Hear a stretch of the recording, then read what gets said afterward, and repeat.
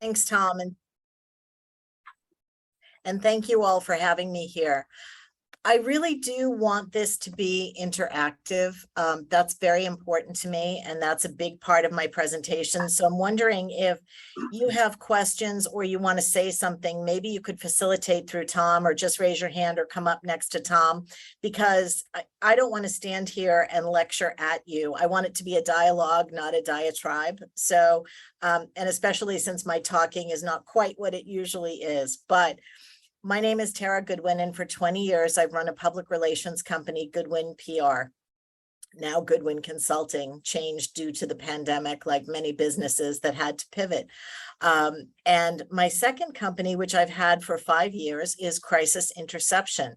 And one of the things that I realized were there were so many clients and people that I encountered that had crisis situations that were very difficult to navigate through.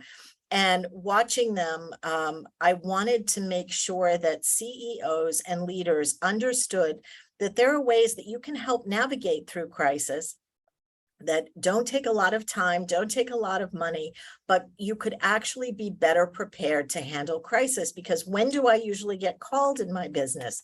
When something hits the fan. I would much rather have clients prepare for a crisis than actually be caught flat-footed. And so I always ask my clients, are you prepared for the inevitable? Because it's not when a crisis happens, it's how severe. It's not if, it's not if a crisis happens, it's when and how severe. And so today we're going to prepare you for the inevitable. And what we're going to do is I'm going to try to take all of my years of crisis training and condense it into a couple of hours for you so that you will have a better understanding of how to act and react in a crisis. It's a serious topic, but I always like to lead with some humor. And so I start with my 3 cartoons. And the first one is a crisis center where the woman is looking perplexed because she doesn't know whether or not she could avoid the crisis, how she could have prevented it from happening, or how to manage it. And all the boxes are stacked up against her and she's not sure where to go. And then Dilbert, which is one of my favorites, where a disaster recovery plan looks like this. Throw up your hands and say help. And a lot of times you just don't know where to turn. And the third one is my all-time favorite, which is once you get the hang of it, crisis management is fairly straightforward. And there are 3 buttons: panic, eject, and bail out. And if any of you have ever experienced a crisis situation in your company, I'm sure you've wanted to hit one of those 3 buttons, if not more. And it's interesting because during the pandemic, something very interesting happened. People thought that they were de facto crisis managers because we managed through that pandemic. But that was a universal crisis that impacted all of us. So when you went to the market with your gloves and your masks, everyone nodded that we were all in this together. But when a crisis comes to you, it becomes a lot more serious because people are looking at you. You're the one that was responsible, and they want to know what you're going to do about it. So what are we going to do today, and what are we going to cover? As I mentioned earlier, we're going to try to cover crisis management boot camp in 2.5 to 3 hours so that you will know what you need to do to handle any crises that come your way. We're going to talk about the types of crises, and I'd love to hear from you at this point when we get into that, to talk about what are you most afraid of. Usually CEOs have 2 or 3 scenarios that they're most concerned about happening to their business. And I'd like to talk about that with you today. Then we're going to talk about the importance of forming a crisis team. How many of you have a dedicated crisis team in your organization that you can call on should the worst case scenario happen? Can I just see hands potentially? So we don't have any. Okay. And that's not unusual. You're not alone, but we're going to talk about why that's important. And the most important thing that I want you to know is you actually have a dedicated crisis team right here in Tom's group. Anytime something happens, you could go to him directly and he could call a special meeting where you can actually navigate through the crisis. But I'm going to tell you why it's also important to have one inside your organization as well. We're going to talk about the 12 elements of effective crisis management. And then I have a little video show and tell, the crisis hall of shame, past corporate transgressions, why you don't want to be like a particular CEO that I'm going to show you how horrible it actually played in the court of public opinion. And then we're going to talk about when a crisis hits, there's always a question about whether or not we respond.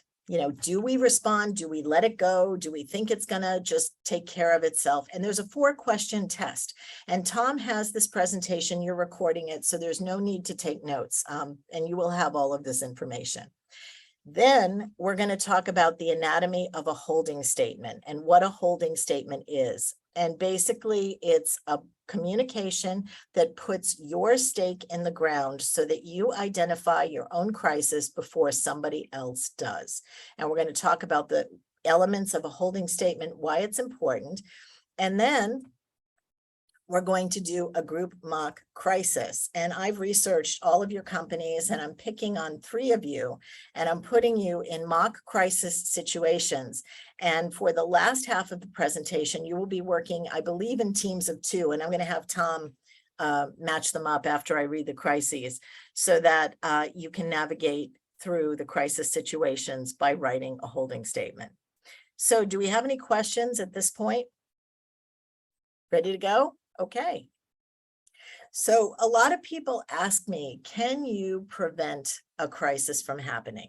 And the answer is no, because by definition, a crisis is an unplanned event that triggers a possible threat to the health, safety, or environment, or to the organization's corporate reputation. And it's a critical event. If not managed correctly, it can ruin an organization's operations, profitability, or reputation. And I've seen it happen time and time again. And the reason that I do these presentations is because it doesn't have to happen, and I don't want it to happen to your business. And if it does, I want you to be prepared to respond so that it will go away faster than you think. So 3 things that you need to know about managing crisis. When I first started my company more than 20 years ago, I used to say to people, how you react during the first few hours of a crisis will determine the success or failure of that crisis and how you manage it.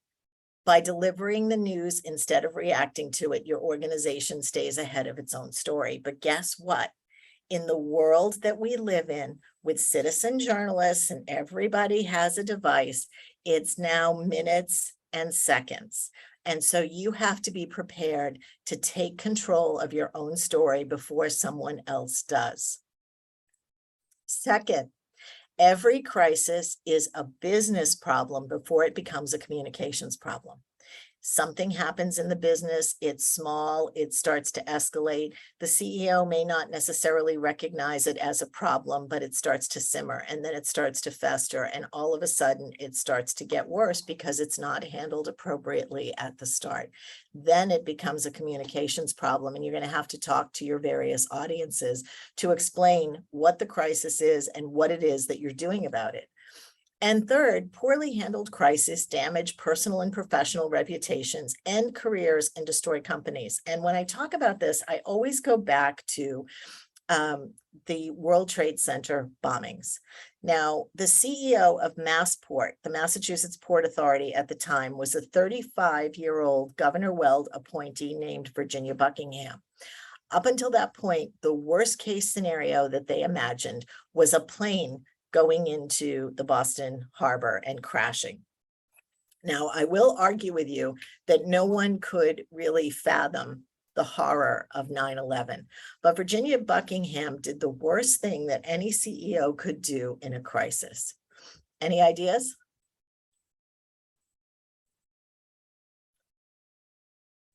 Did nothing. She did nothing. Absolutely. She was horrified. She was scared. She wasn't sure where to turn. And to make matters worse, all of the executives at Logan Airport that she would normally turn to were at a conference in the Midwest. And so while they were frantically scrambling to try to rent cars, because all air traffic was suspended, to get back to Boston, the news mill was churning, and she was not coming out with any statements. She had someone who was, I think, her second or third, his name was Joe Lawless. He was a security director, and she had him go out and talk to the press. But when there's a crisis, everyone wants to hear from the CEO. They don't want to hear from a second, third, fourth in command. They want reassurance, and she did not provide that. Eventually, what happened was acting Governor Jane Swift stepped in and therefore started taking over all of the communications, and Ginny lost her job. She wrote a book about it. I read it. It was fascinating. But the bottom line was that she did not perform in a crisis situation and lost her job. And I've seen that happen time and time again. I've seen companies lose their corporate reputation. I've seen them lose customers. We had a Vistage gentleman that had a business in Springfield, and he was seen at a bill signing for President Trump. And it was really not necessarily political in nature. It was a bill to help small businesses, and he was photographed behind the president. And there was such an amazing outcry from the people that he went out of business. And it's a true story. So it's interesting to see how these things are handled or not. And he ended up hiring a PR firm, but at that point it was too late. The rumor mill was already identified. People already branded him in a way that they felt he should be branded, and he lost his company as a result of standing there supporting a bill that helps small businesses, which was a little bit ridiculous, but because the polarization in our country at that point was so high, it happened because he didn't get ahead of the story. So let's talk about the types of business crises. There are a variety of crises that can happen to businesses, and I've broken them into some categories for you. So there's a public health emergency, obviously COVID-19, Delta, and Omicron variants, and now we have monkeypox. There's administrative and internal unauthorized spending, embezzlement, fraud. I have seen this so many times in companies where it's a small company and there's a number one and a number two. The number one is focused on external, getting new clients and businesses. The number two is focusing on the books. Number two is embezzling from number one, and number one has no idea that it happened. And I had one CEO say to me, if I had only checked the books, I would have caught it, but it was blind trust from years of working together, and the company lost $2.3 million over a period of 4 or 5 years that was being embezzled. Sexual harassment, C-level scandal or blunder. There are all kinds of issues that can happen. And then you've got workplace tragedy. You've seen mass shootings, disgruntled employees, or someone just being mentally disturbed and going into a business. Then you also have, chemicals. So you have issues with chemicals, you have issues with machinery, equipment, employees getting injured on the job, environmental accidents, chemical spills, truck overturns. How many of you have seen when a truck overturns on the highway and you see a television crew above and they're shooting down, and you see the corporate logo with all of the mess right on the highway? That's something that we see quite often as well. And then you have natural disasters, wildfires, floods, hurricanes, blizzards, knocking out your communications, making you unable to communicate with your audiences. You also have product recalls, or you have products that, for whatever reason aren't necessarily working, or you can't get, there's a supply chain crisis right now, so you can't get your products to market fast enough. And it's all about a business problem that will soon become a communication problem. And then data breach and cybercrime. One of my clients had one of the worst ransomware attacks 2 weeks before Christmas. And it's a manufacturing company, and they couldn't get out any of their products because everything was ground to a halt, because all of the files were computerized. So they had to go back and start doing things old school while they addressed the ransomware attack. And they actually had to pay to get their data back because they were in the process of getting a better system for storage, but they needed that data. So what I wanted to talk to you about that also is in the workplace tragedy section, no CEO ever imagines his or her own death. And that's something that I ask the CEOs that I work with to do, because if you don't show up to work the next day, there can be some serious implications for your business and its future. My business partner in my crisis interception business had a client who was coming out of a Boston Bruins game and he dropped dead of a massive heart attack. He was 35 years old. He was in the process of closing 2 business deals, but it was one of those things that he had all of the data in his head. She ended up working with the number 2 in the company and they saved one of the 2 business deals, but had there been some forward thinking and planning and sharing of information, that would not have happened. So I'd like to take a minute while I grab some water and have you kind of come up with Tom and just talk about, maybe give me 1 or 2 scenarios which you are most concerned about, given the company that you operate and the employees that you are charged with taking care of. For me personally,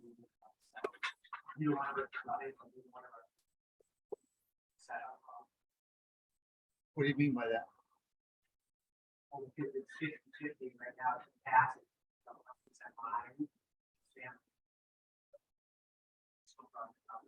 You would be unilateral at that point. You would be unilateral on that. It's pretty good. That's our business.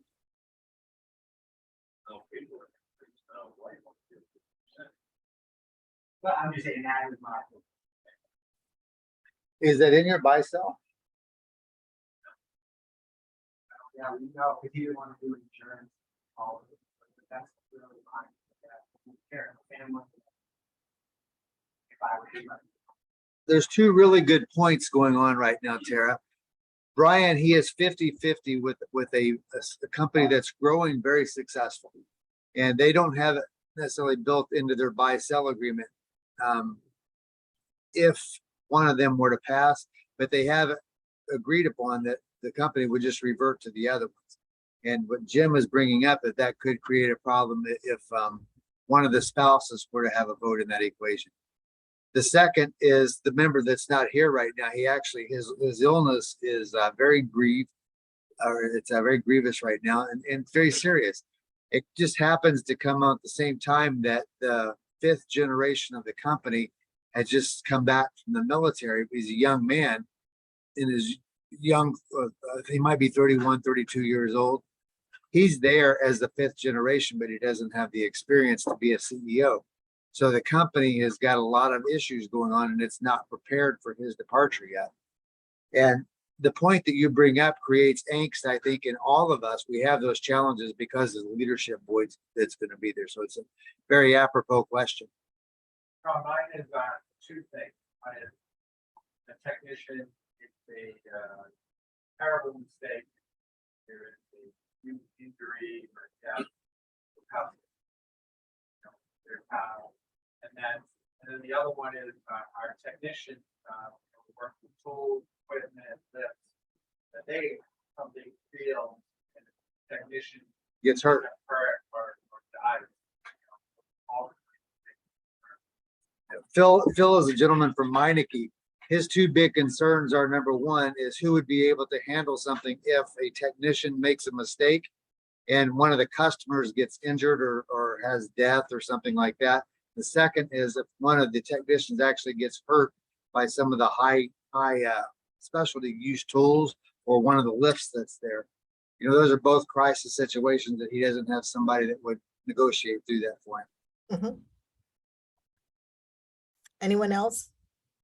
Yes, for us, it would be an accident truck, either horrible accident, one of our drivers hurt, or a customer's hurt, or someone else out on the road. Another car accident. Could you hear Julie there? On the job accident? Yeah, she has drivers, and if they're involved in an accident, they get hurt themselves or hurt somebody else, and they're heavy trucks. Yeah. So they could do some damage. Absolutely. Data breach, I have 3,000-4,000 customers' personal information, credit card.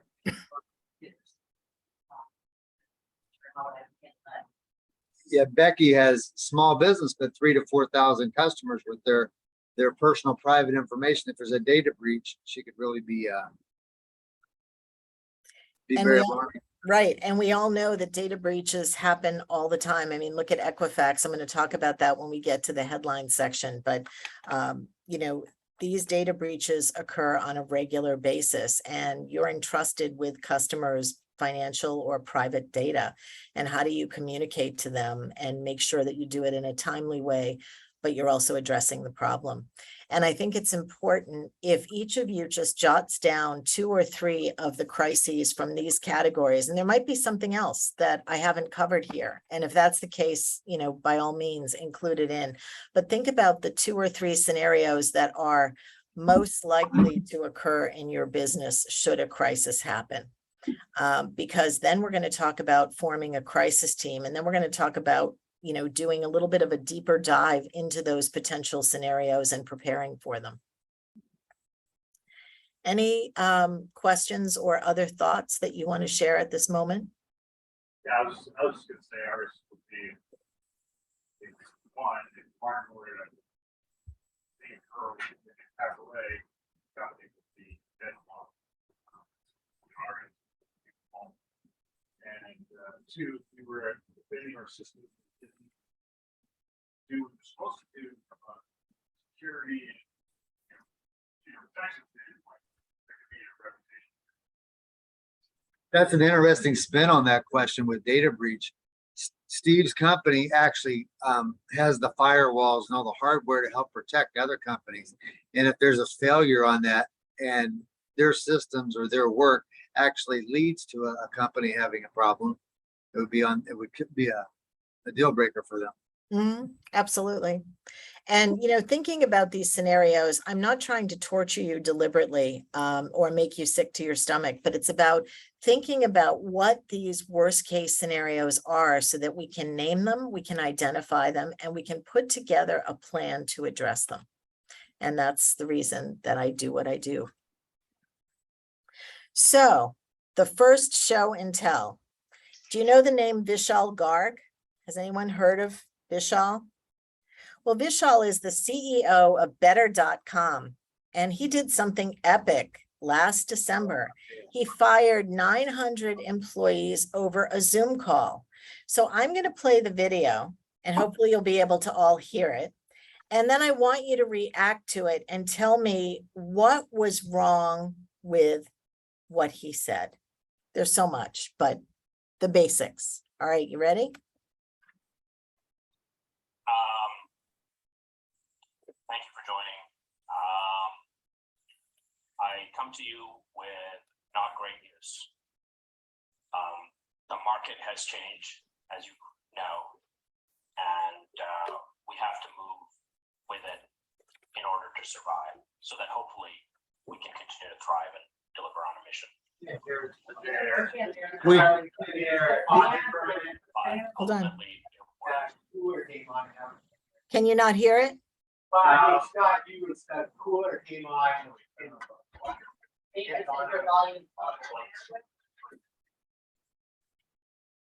you maybe turn your volume up, Tara, all the way? I'm sorry, say that again. Can you turn up your volume all the way? Let me see if I can. Yes, it is up all the way. Maybe try it one more time. Yep. my decision, and I wanted you to hear from me. It's been a really challenging. Can you hear it? Yeah, no, sorry. If you just put that Bluetooth speaker on the computer place it there, that'd be way louder. Probably. Yeah. Where is it? Okay. Steve, was that your speaker you're switching? Because yeah, then you could get ready for the TV. We're going to take just a couple minutes and get a Bluetooth speaker to hook up this. Okay, that's fine.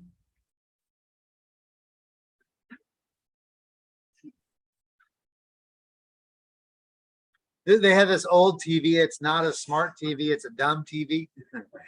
And it does not have a very good speaker system in it, but it's big back in the day.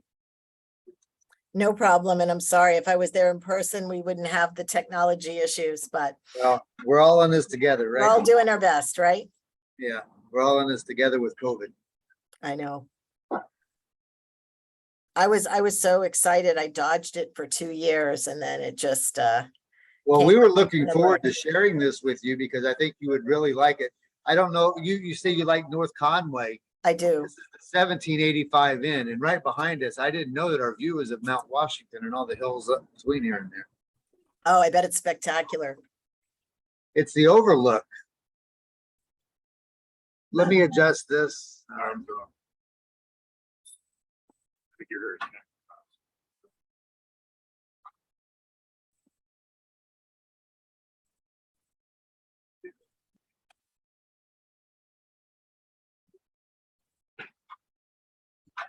We could shut the pool off. Yeah, but I don't remember which one again and. Is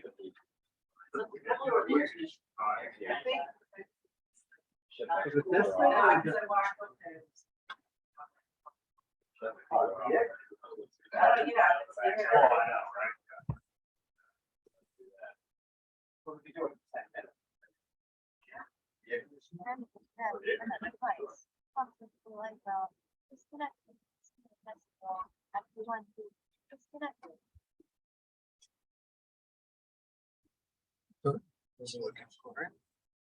There it is. Then show our vote to the left.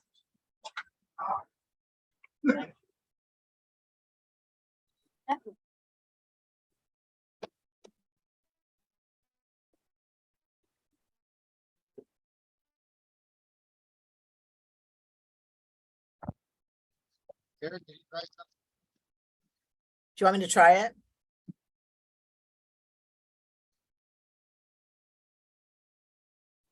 Can you say something, Tara? I can you hear me? Really low. The worst. Can you hear me now? Very. Okay. There we go. Yeah, thank you. Try now. Can you hear me now? I've been all the way up. I'll do one thing, I don't wanna shut it. I don't know how to make this thing any louder. That's okay. That's all right. I can just talk through the video. You wanna see if you could do it off of your computer? Yeah, Yes. Instead? well, I mean, I don't think it's gonna create an echo, but what I could do is find the find the YouTube, but that doesn't make, it means I have to share my screen for. That's okay. It's, I had 3 videos that I wanted to share, but I can Oh, yeah. I could talk through them.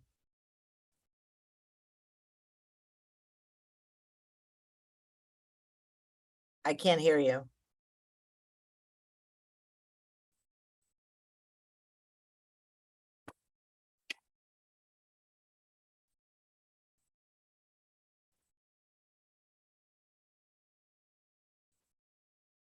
Can you hear me now? Yes.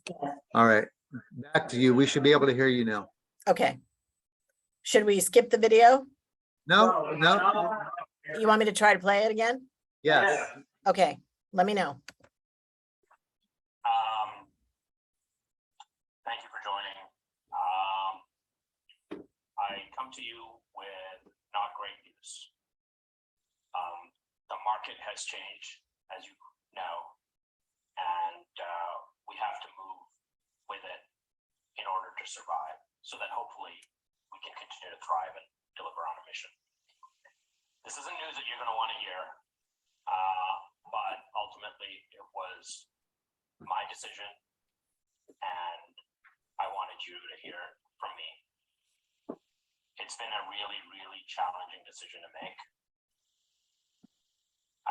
This is the second time in my career I'm doing this, and I do not want to do this. The last time I did it, I cried. This time I hope to be stronger. But we are laying off about 15% of the company. You gotta be market. kidding me. Efficiency and performances and productivity. Only bid for the company? If you're on this call, you are part of the unlucky group being laid off. Your employment here is terminated effective immediately. what does this mean for what's next? You're gonna get an email from HR, askhr@better.com, and your benefits. For all US employees, we're This is providing not 4 real. weeks, Oh my God, I can't Severance. believe this. 1 month of full benefits, and 2 months of COBRA, for which we will pay the premium. So 3 months total benefits if you elect for COBRA. This is not real. Oh Thank you for no, each this and every one of is yours not real. individual contributions to Better.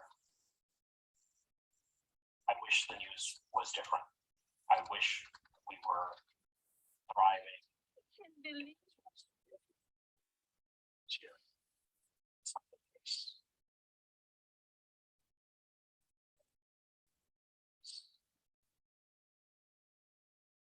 This is not real. Successful.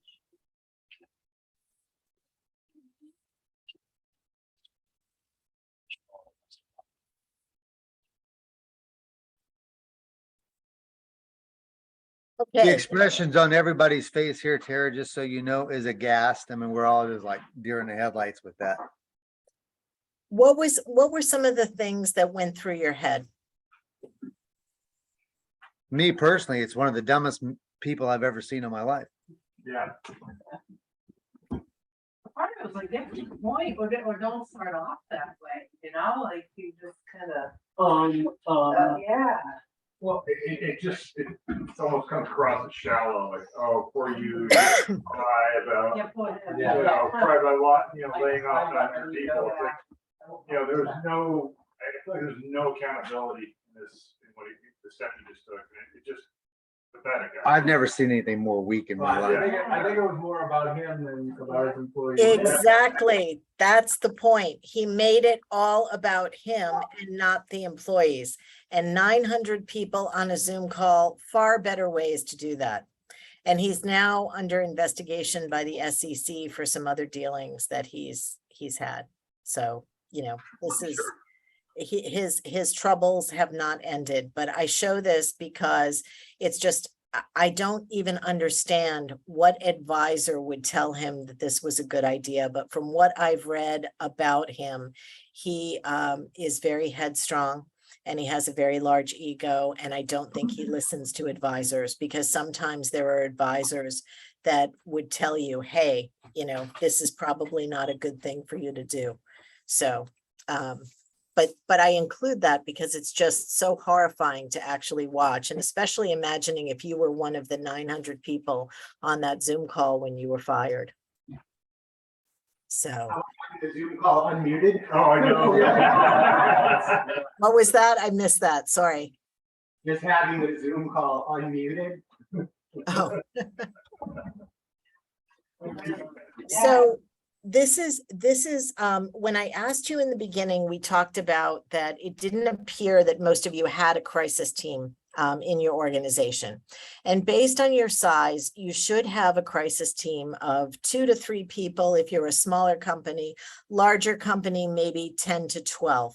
It doesn't have to be a large group, but it's a group that you can rely on when there's a crisis, and you can assemble the team. And here is a list of some of the positions that should be on that team. Now, obviously, it's the head of the company, the CEO, because that's what I call the one throat to choke. When somebody wants some answers and there's a crisis happening, they want to see the CEO. The only time that usually doesn't happen is if the CEO happens to be on vacation in a tropical paradise and something bad happens, then they probably want to see the number 2. Because the last thing you want is an image or optics with the CEO behind palm trees or in a beautiful setting when all hell is breaking loose in the company. And technically, if it's really that bad, the CEO should be heading back to the company. But these are the types of positions that should be on your crisis team. And what I'd love you to be able to do is just jot down 3 or 4 names of people or positions that you think should be part of your crisis team within your company.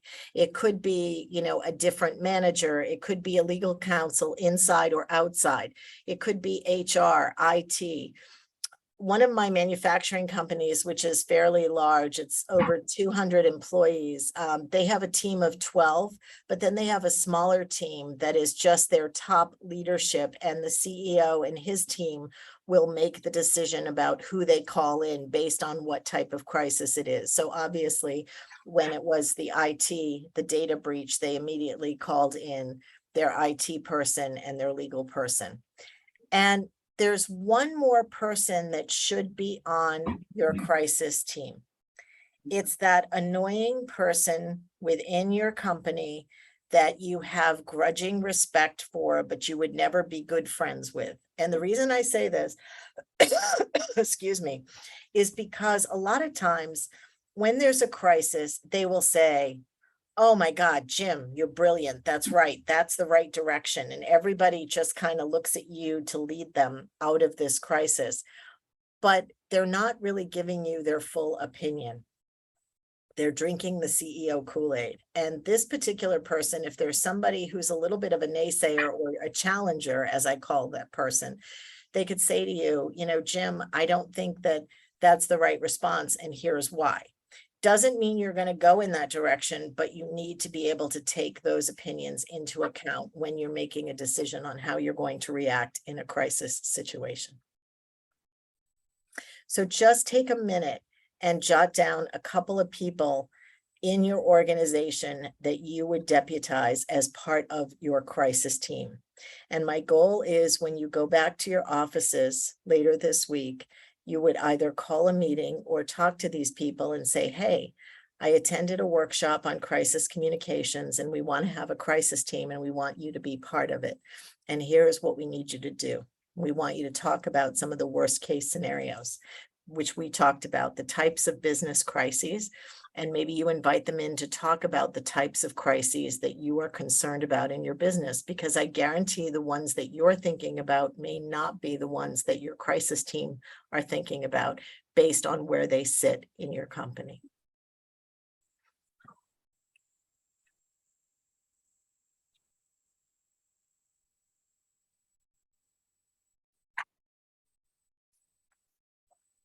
Okay.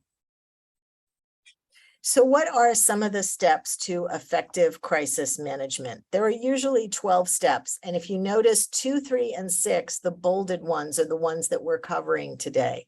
But the first thing that you do when you find out that there's a crisis in your company is you assess the situation and start the fact gathering process. And you want to notify key personnel.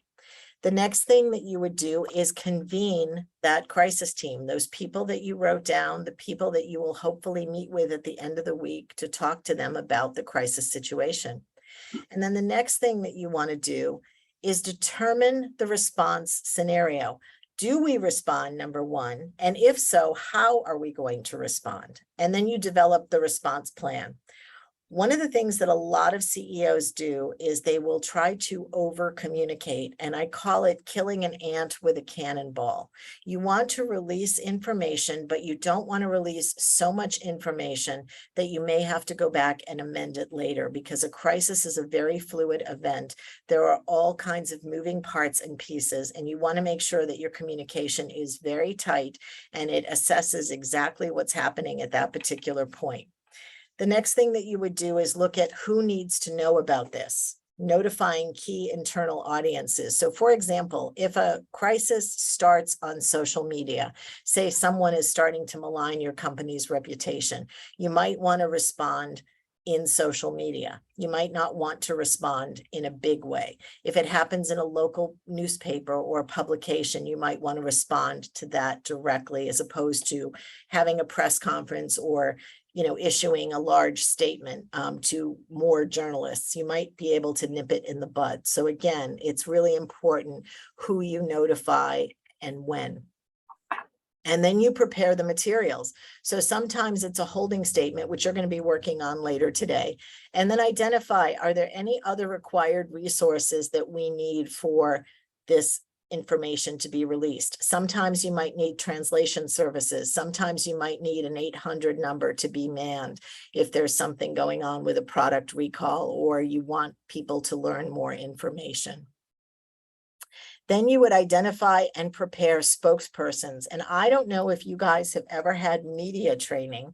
I'm sure some of you have, where you learn how to talk to the press. Crisis training is a little bit different in that it involves very hot lights and uncomfortable questions.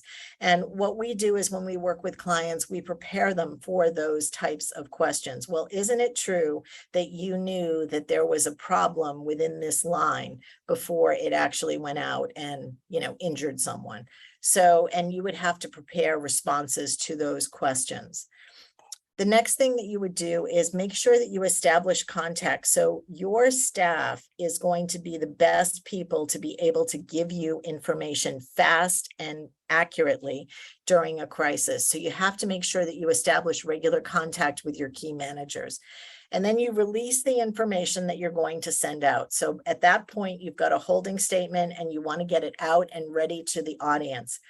Then you monitor what's going on. What are people saying? How did they relate to the crisis? Are there any rumblings on social media? What are the things that I need to know about? Is there something that I might have to address in this crisis again, or issue another statement?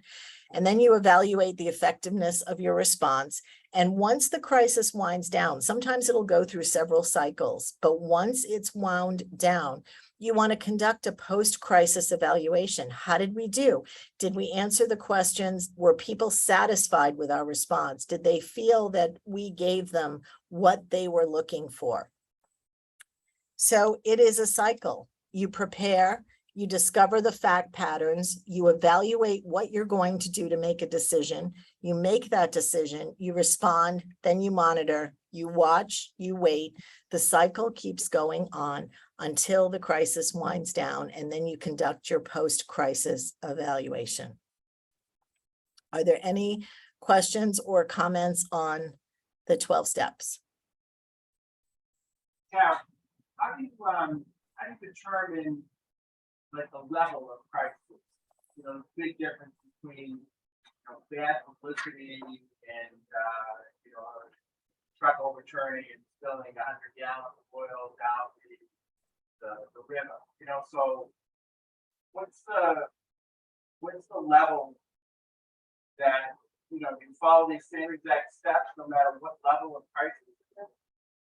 I think that's, oh, go ahead, Tom. Were you able to hear that?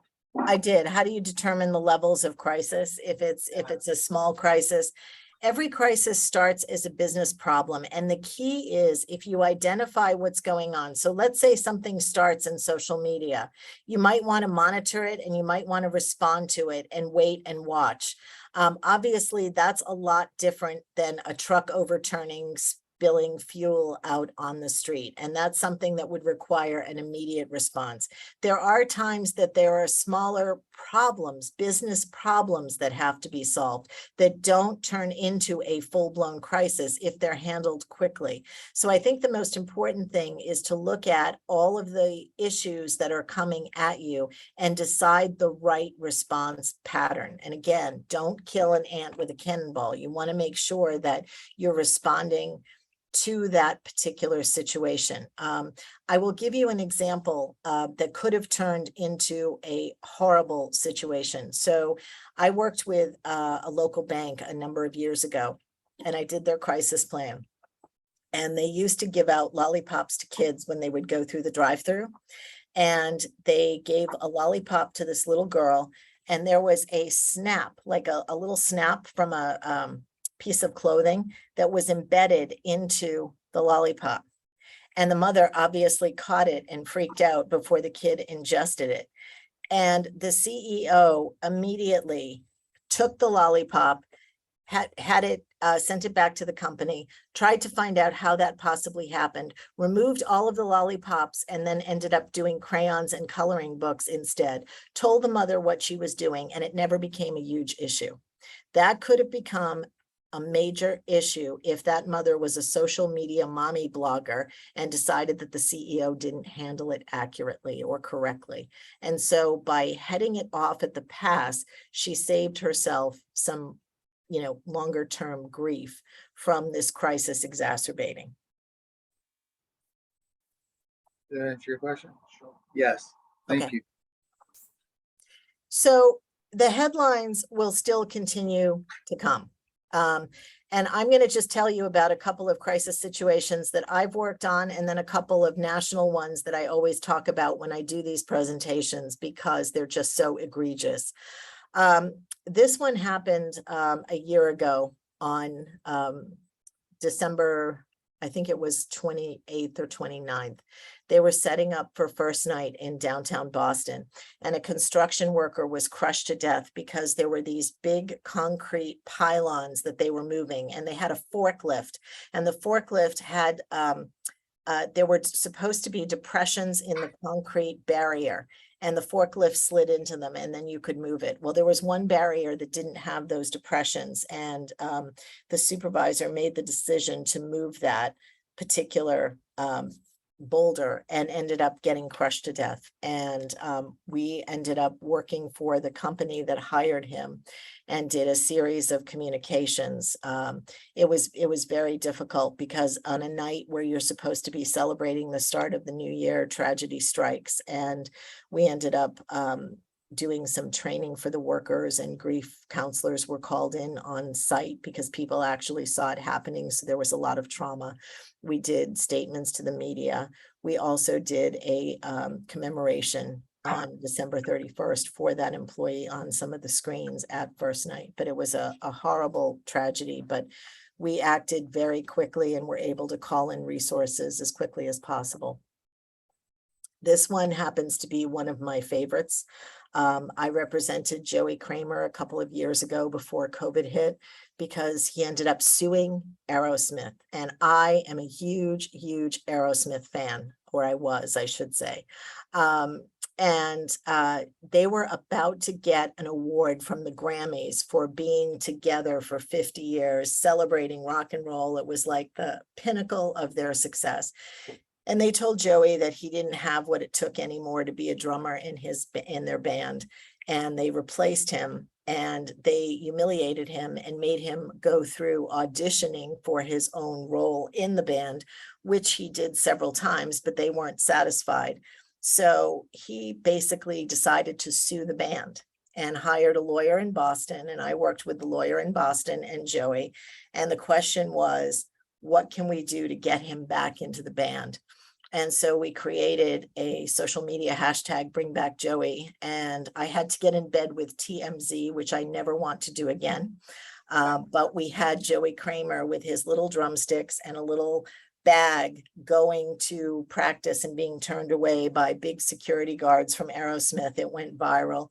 And he was allowed to come back to the band. Now he's out of the band. Steven's out of the band. The whole thing is a mess, but at least he did get what he wanted, although he did not get to play and appear at the Grammys, which was unfortunate. This one, I'm going to show you the video, and I'm sure that you have seen it over time.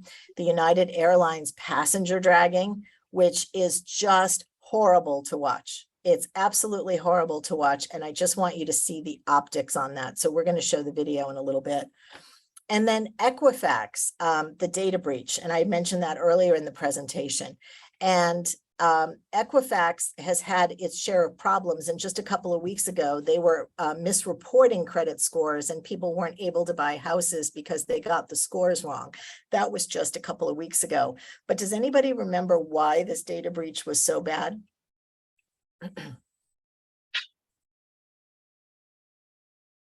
I don't know. We have nobody here that does. Okay. They waited 40 days before they told people that their data was compromised. So their data was out on the open market being used by bad actors for more than 40 days before it was actually reported. And then to make matters worse, they sent out a tweet that said, if your data has been compromised, click this link. And the link was a link to a phishing scam. So somebody got them. Horrible, horrible situation. And this one I wanted to mention because I always tell my clients, get out fast, get out first, and identify the crisis from your perspective as quickly as possible, because it could save you hundreds of thousands of dollars. Back in 2009, I represented the largest fire truck company on the East Coast, Greenwood Emergency Vehicles. And a fire truck lost control in the city of Boston, lost its brakes, crashed into a building, killing Lieutenant Kevin Kelly of the Boston Fire Department. The Boston Fire Chief went on television and said that the truck was last serviced at Greenwood Emergency Vehicles, which it was. But all the spotlight turned onto my client. So we called a meeting, and something very interesting came out of that meeting.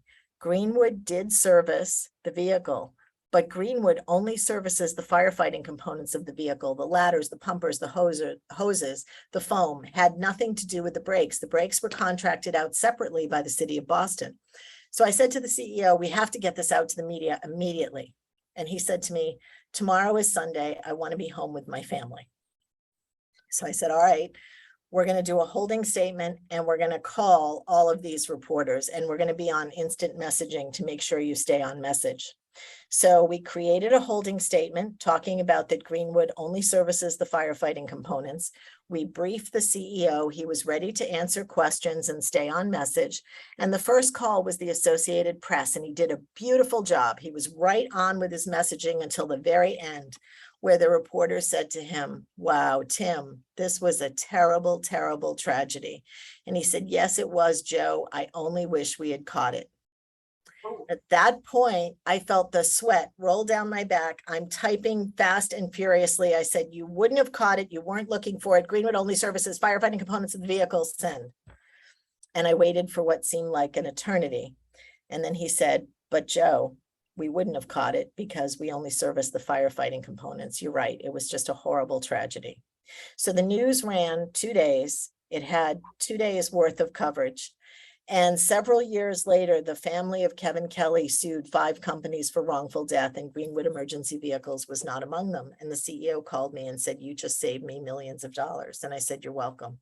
And that's why the importance of getting out those statements fast and first is very, very important, because you put your stake in the ground before anyone else identifies it. Okay. So what is the one thing that stakeholders want to know about CEOs or companies in crisis? One word. Plan. What's the plan? What's the plan? Yes. But they also want to know that despite all of the crisis situations, that they can continue to trust that company, that they can continue to trust that CEO as delivering quality, despite the fact that they had a blip in the radar. Okay, I'm gonna give you guys a little bit of a bio break after this, but I wanted to share something funny, and I hope you guys have a good sense of humor, because I know that a lot of this is serious, but sometimes crises can actually be fun. So several years ago, the Kentucky Fried Chicken in the United Kingdom had a huge product problem. They could not get chicken to their 900 franchises. Now, I don't know if anyone saw this at all, but rather than blame the delivery service for the shortfall and the inability to get chicken, they decided to make fun of it a little bit by using the KFC iconic logo and apologizing to their public. So that's what they took out, full page ads and billboards. And they said, we're sorry. A chicken restaurant without chicken, not ideal. Huge apologies to our customers who traveled out of the way to find we were closed. And endless thanks to our team members and franchise partners for working tirelessly to improve the situation. It's been a hell of a week, but we're making progress, and every day more and more fresh chicken is being delivered. Thank you for bearing with us. And then at the bottom, they have visit KFC.co.uk cross the road, and when you logged in, you could put in your town and it would tell you when the fresh chicken was coming to your KFC. It was a brilliant campaign that actually won a lot of awards, and the marketing people who represented KFC at the time won some awards for that response, which was appropriate. Now, obviously, no one died. It was, you know, you have to make sure that the response meets what happened. But I think the human condition, people have an enormous capacity to forgive, but you just have to ask for it. So are there any questions or comments at this point? I'd say it's interesting that you mentioned the construction, death of a construction worker. I actually have a friend who manager or in a project manager's role for that to be done, or coming, having a conversation with them. When it happened, it was quite devastating. This happened, what they were all going through, and my goodness, you get that. It- I think brought that up. No, it was a horrible situation. Everyone was shaken to their core. But to be able to get the resources in as quickly as possible at least helped the people who were there to witness it get the help that they needed to address it, because it was a horrible situation, for sure. Sarah, it seems like when there's a crisis, everybody starts throwing blame around to everybody else to try to get out of it. So how do you combat, I mean, I know you talked about that a little bit today, but how do you combat, like, when you're a supplier that you buy things from was the one that created the issue, but you have a business relationship with this one? You just start throwing everybody under the bus? No, you can't. And because it's going to come across that you're deflecting. And even if it's your supplier and it's your business relationship, and you're responsible to some degree. You may not be fully and wholly responsible, but you have to take accountability for what happened. And that's really important, because you definitely want to make sure that you don't deflect, because you will be called out in social media. You want to tell them what's going on, and you can say, when you identify the crisis, you can talk about what happened without pointing fingers at another party. In the Greenwood case, it was just a clear fact that Greenwood didn't service firefighting components. So the truck was in there, but it wasn't in there for brakes, because that wasn't what they were contracted to fix. So that was a fact. But what you have to do is look at, it could be, if it's a supplier issue and the supplier screws up, you could say, we're going to conduct an internal investigation, get back to you on our findings. And it may end up that you're going to hire another supplier if they screwed up that badly. But you still, as CEO, have to take accountability for everything that happens on your watch. Thank you. So Tom, tell me, does anybody want to take a break, or do you want to keep going? I'm fine either way. I know that at this point in the presentation, usually. A 5-minute break would be good. Great. Okay.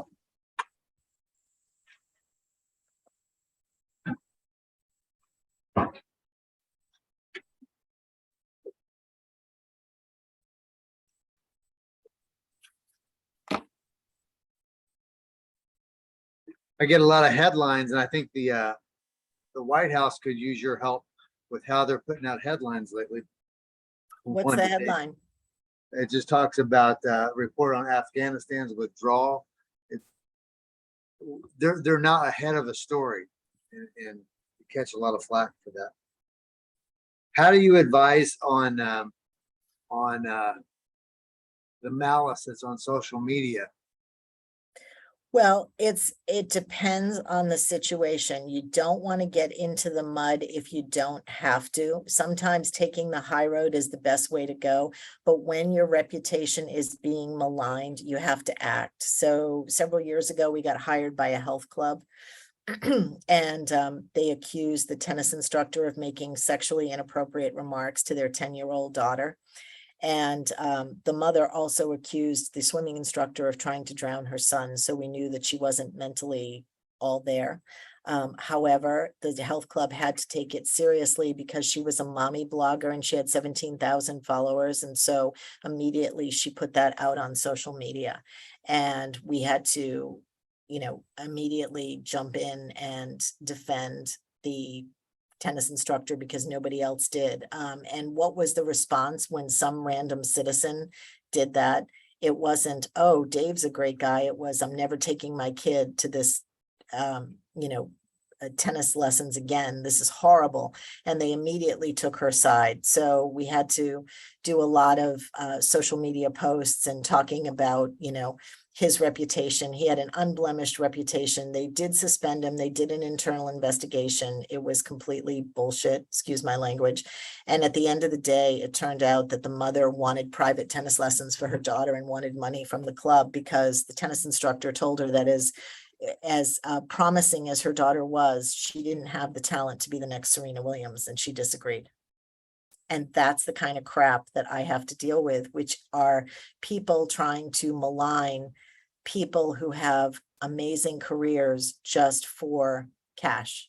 And it's kind of a sad state of affairs. So I've seen a lot of that with clients in the auto business. One, they had a manager and his staff, they wanted to play a joke and they videotaped it and posted the joke online where they ordered fast food and had the guy deliver pizza. It was a pizza delivery.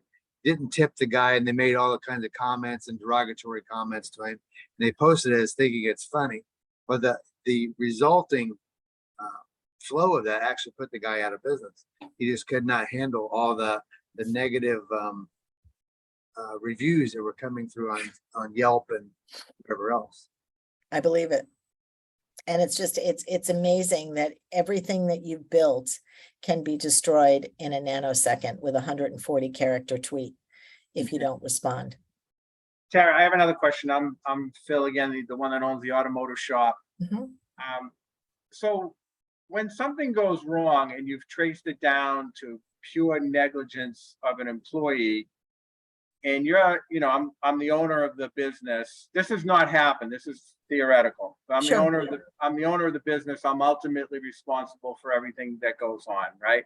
Yep. But when you've traced it down and it's a negligence of an employee, do you ever come out and say, you know, the employee did not follow procedure, or does that just Absolutely. make you? No, 100%, because as long as you do an investigation and you understand, point one in that 12 steps, understand the facts, understand what really happened. And if it's proven that the employee was negligent, that's fine. That's fine to say the employee did not complete the 3-point check service on this, whatever, and, should have. And we found through his, comments, that's not passing the buck. He's your employee. So then you can say he's either being retrained, depending on the egregiousness, or he's being fired and you're hiring somebody else. So yes, it's the fact pattern, because that's going to come out eventually anyway. And if you know beyond a shadow of a doubt that that's what happened, the only thing that I caution clients to think about is making sure that they have it right. And sometimes in a crisis, you want to just jump out there and take, either take too much responsibility or not take enough. And that can put you in a bad light. So get a holding statement out there, because you might not know. So at that point, you might want to say, here's what we know. So-and-so was injured. We're looking into it. We're looking into our practices. We're looking into what happened, and we'll get back to you as soon as possible. That's fine. Then if you find out that it was caused by an employee, you can say it was caused when an employee failed to complete that 3-point check. We are, we apologize, and then talk about what you're doing to fix the problem, whether he or she is going to be terminated or retrained. All they want is to know that you are taking care of the situation. And what would the average stakeholder, and I'm jumping ahead of myself in the slides, but what would the average stakeholder that frequents your company expect you to say in that situation? And that's how you answer that question. I live in Boston, right near the Orange Line. That's one that's had the 2 crises where a guy got hand stuck in the door and slammed against, and then the fire or whatever. So, Boston's got the Orange Line shut down now for repairs, but how did they handle that? Because my feelings was after somebody died on their train, that it was like, wow, they just came back and said, well, the sensor wasn't working correctly on the door, and that's why it happened. If you've been on the Orange Line anytime recently, those trains are in such disrepair. It's the oldest, I think, line that hasn't been replaced, and they're just terrible. So how's Boston handling that crisis? Well, I think, it's interesting because Joe Pesatoro is the guy who runs comms for the MBTA. He's done it for a number of years, and I've known him for a number of years. And it's very difficult in that position. And I think that's the reason, obviously, that they're closing down the Orange Line before any more disasters happen. And I know that there's a lot of litigation that's against the T right now. So when you have lawyers and when you have comms people, it's a very tough balance to strike because PR people want to say more. Lawyers don't want to say anything. So you have to kind of strike that balance. And I think the T sometimes errs on the side of taking the legal position and saying less than I would if I were the communications advisor. So I'm sorry, I just have a lot of questions. No, I love it. I love it. I wish I was there in person because it's more fun. If a business has a tragedy like a death, Mhm. right? Yes. Should it close down for 2 days, 3 days, a week, regardless of, even if they think they have the problem solved?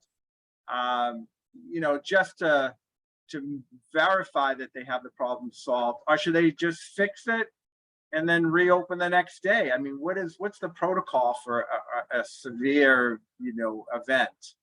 Well, there is no hard and fast rule. It's a decision of the CEO and the crisis team based on what they would expect their public to want from them.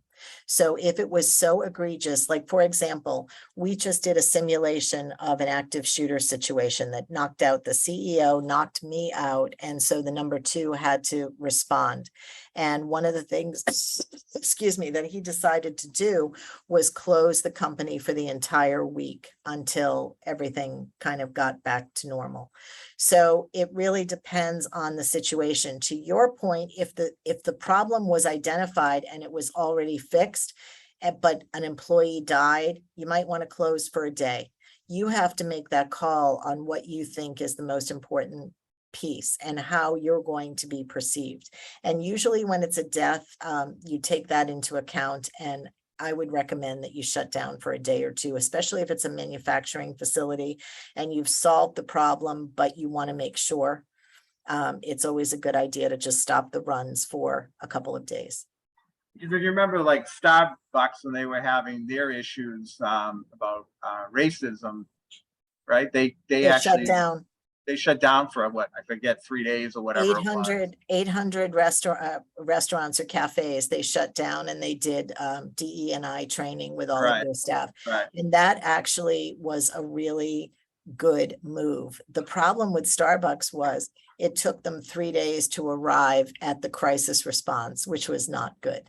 But they then went back and did a large gesture, which actually helped to soften what happened by doing that. Because then people said, okay, we can trust this brand. They have their head on straight. They knew this was wrong and they addressed it. I think that your public just wants to know that A, you're in control, you're handling the crisis situation, and you're going to do the right thing, and that they can trust you. And if you answer all of those, it doesn't have to be 100% perfect, but if you're taking steps in that direction, it will be noticed and appreciated, and it will be forgotten as opposed to continually brought up.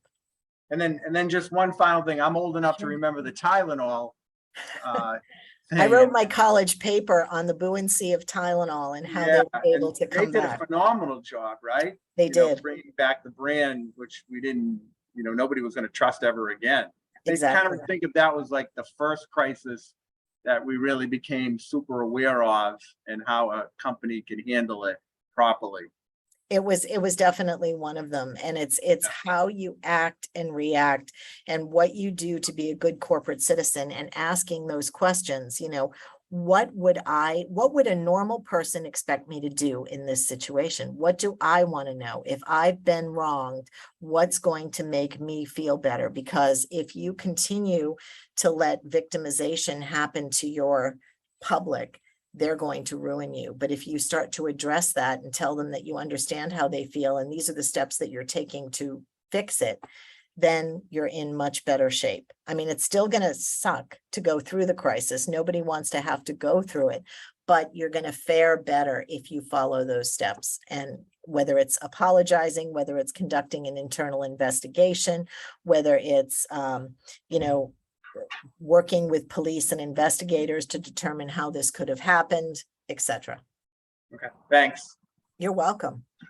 Okay, we good to We're all go? back. We're all Okay. back. All right, so I promised you the United Airlines passenger dragging. This is just amazing to me on so many levels. So I just want you to take a look at what was captured by citizen journalists with their devices. And I want you to tell me what you thought of the CEO, Oscar Munoz's response. Okay, here we go. The chaotic scene unfolding on a United flight in Chicago. Initially, passengers were told the flight was overbooked. 4 passengers were told they had to get off, their names selected by a computer. One of the passengers was dragged down the aisle and off the plane, bleeding from the struggle. He did not want to give up his seat.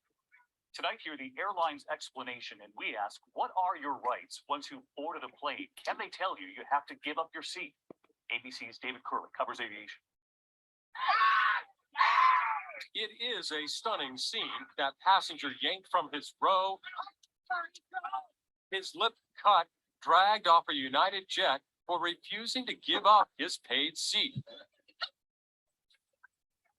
Tonight, a Chicago aviation security officer involved here put on leave. But so many are asking, how could this have happened? John Clausen in the orange shirt saw and heard it all. After having done really nothing other than say, this is my seat, I bought and paid for it, I need to go to Louisville. I could not believe what I was seeing or hearing. I was in shock. United Airlines told passengers the flight was overbooked and now says it was a crew transport issue. 4 seats needed to get a crew from Chicago to Louisville. $800 in vouchers offered, no takers. So United's computer picked 4 passengers, including the 69-year-old man who said he was a doctor and had patients to treat. Come on. The man slipped back onto the jet. I have to go home before he was removed again. United CEO calls it an upsetting event and apologizes for having to reaccommodate these customers, but no direct apology to the man. The overbooking, even demanding a paying customer give up a seat, is perfectly legal. It's part of a document that nobody ever looks at called the contract of carriage, which gives basically the airlines, the pilot, the flight attendant, all sorts of rights to pretty much do whatever they want. All right, David Curley with us live tonight. So David, you reported there, it's in the fine print, part of the contract of the ticket when you buy it. So they can make you get off even after you boarded the plane?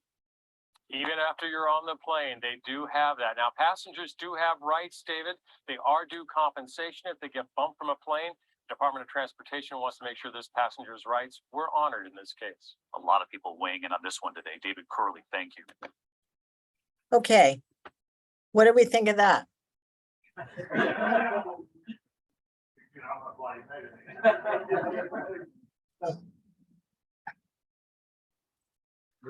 The friendly skies. Well, I will tell you that after this happened, Southwest Air issued a viral campaign. They stopped it pretty quickly, but it said, "We beat prices, not passengers."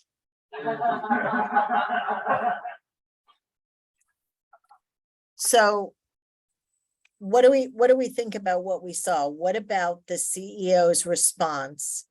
We apologize for having to reaccommodate our customers versus you're seeing this man be dragged, bleeding.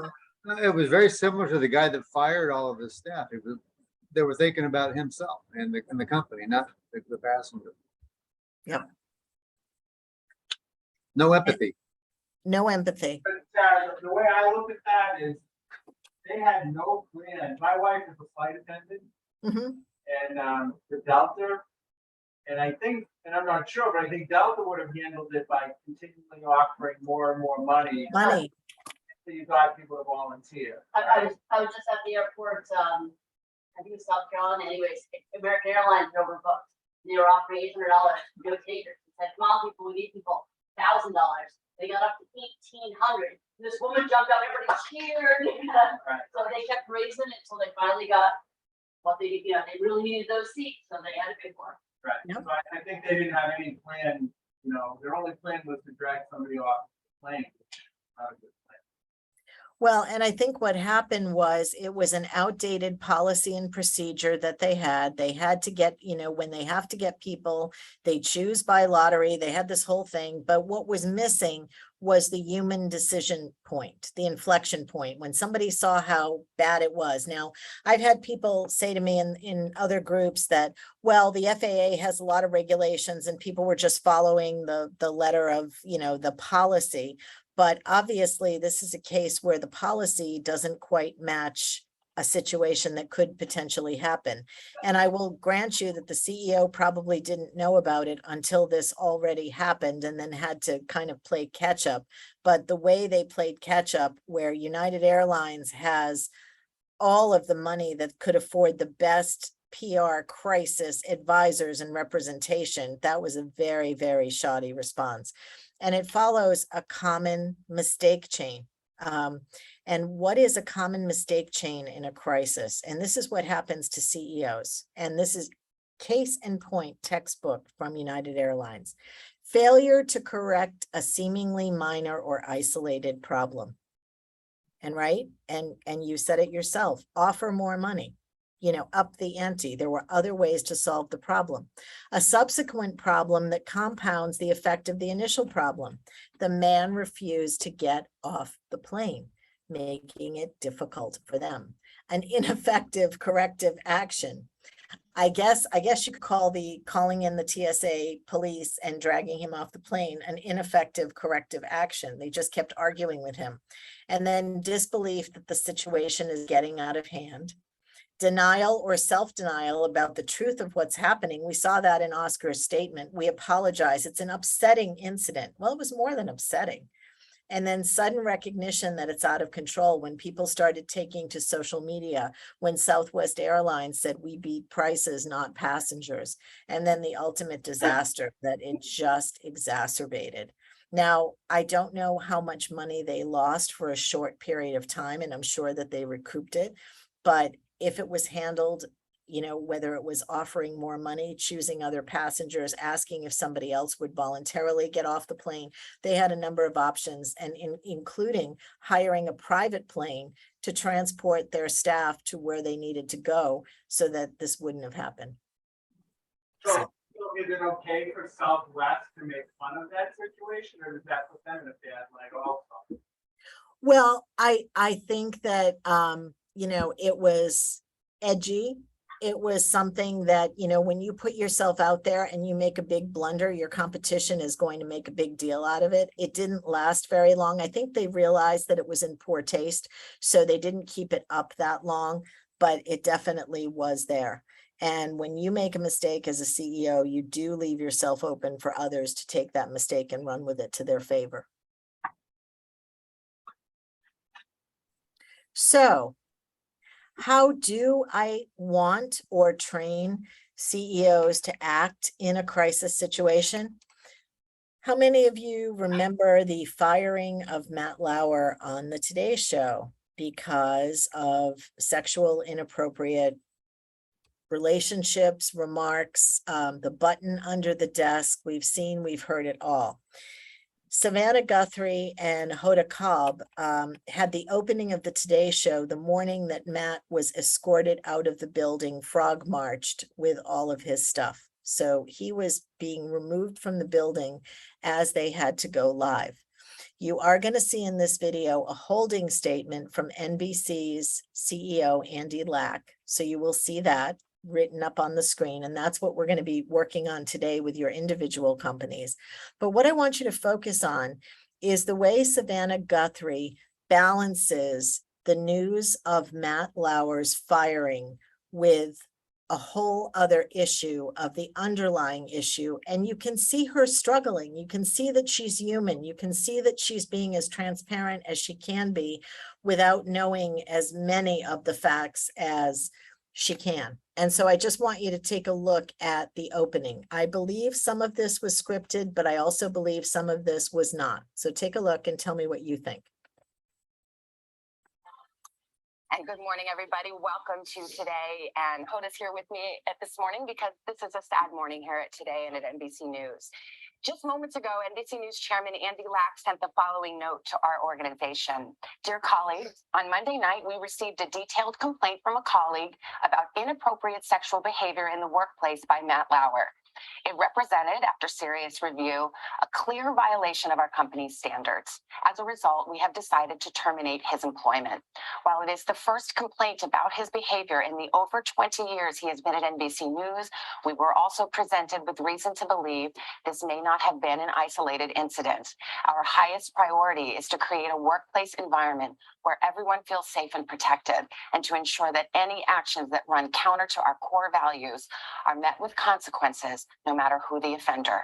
We are deeply saddened by this turn of events, but we will face it together as a news organization and do it in as transparent a manner as we can. That is the statement from our chairman, Andy Lack. And we just learned this moments ago, just this morning. As I'm sure you can imagine, we are devastated and we are still processing all of this. And I will tell you right now, we do not know more than what I just shared with you, but we will be covering this story as reporters, as journalists. I'm sure we will be learning more details in the hours and days to come.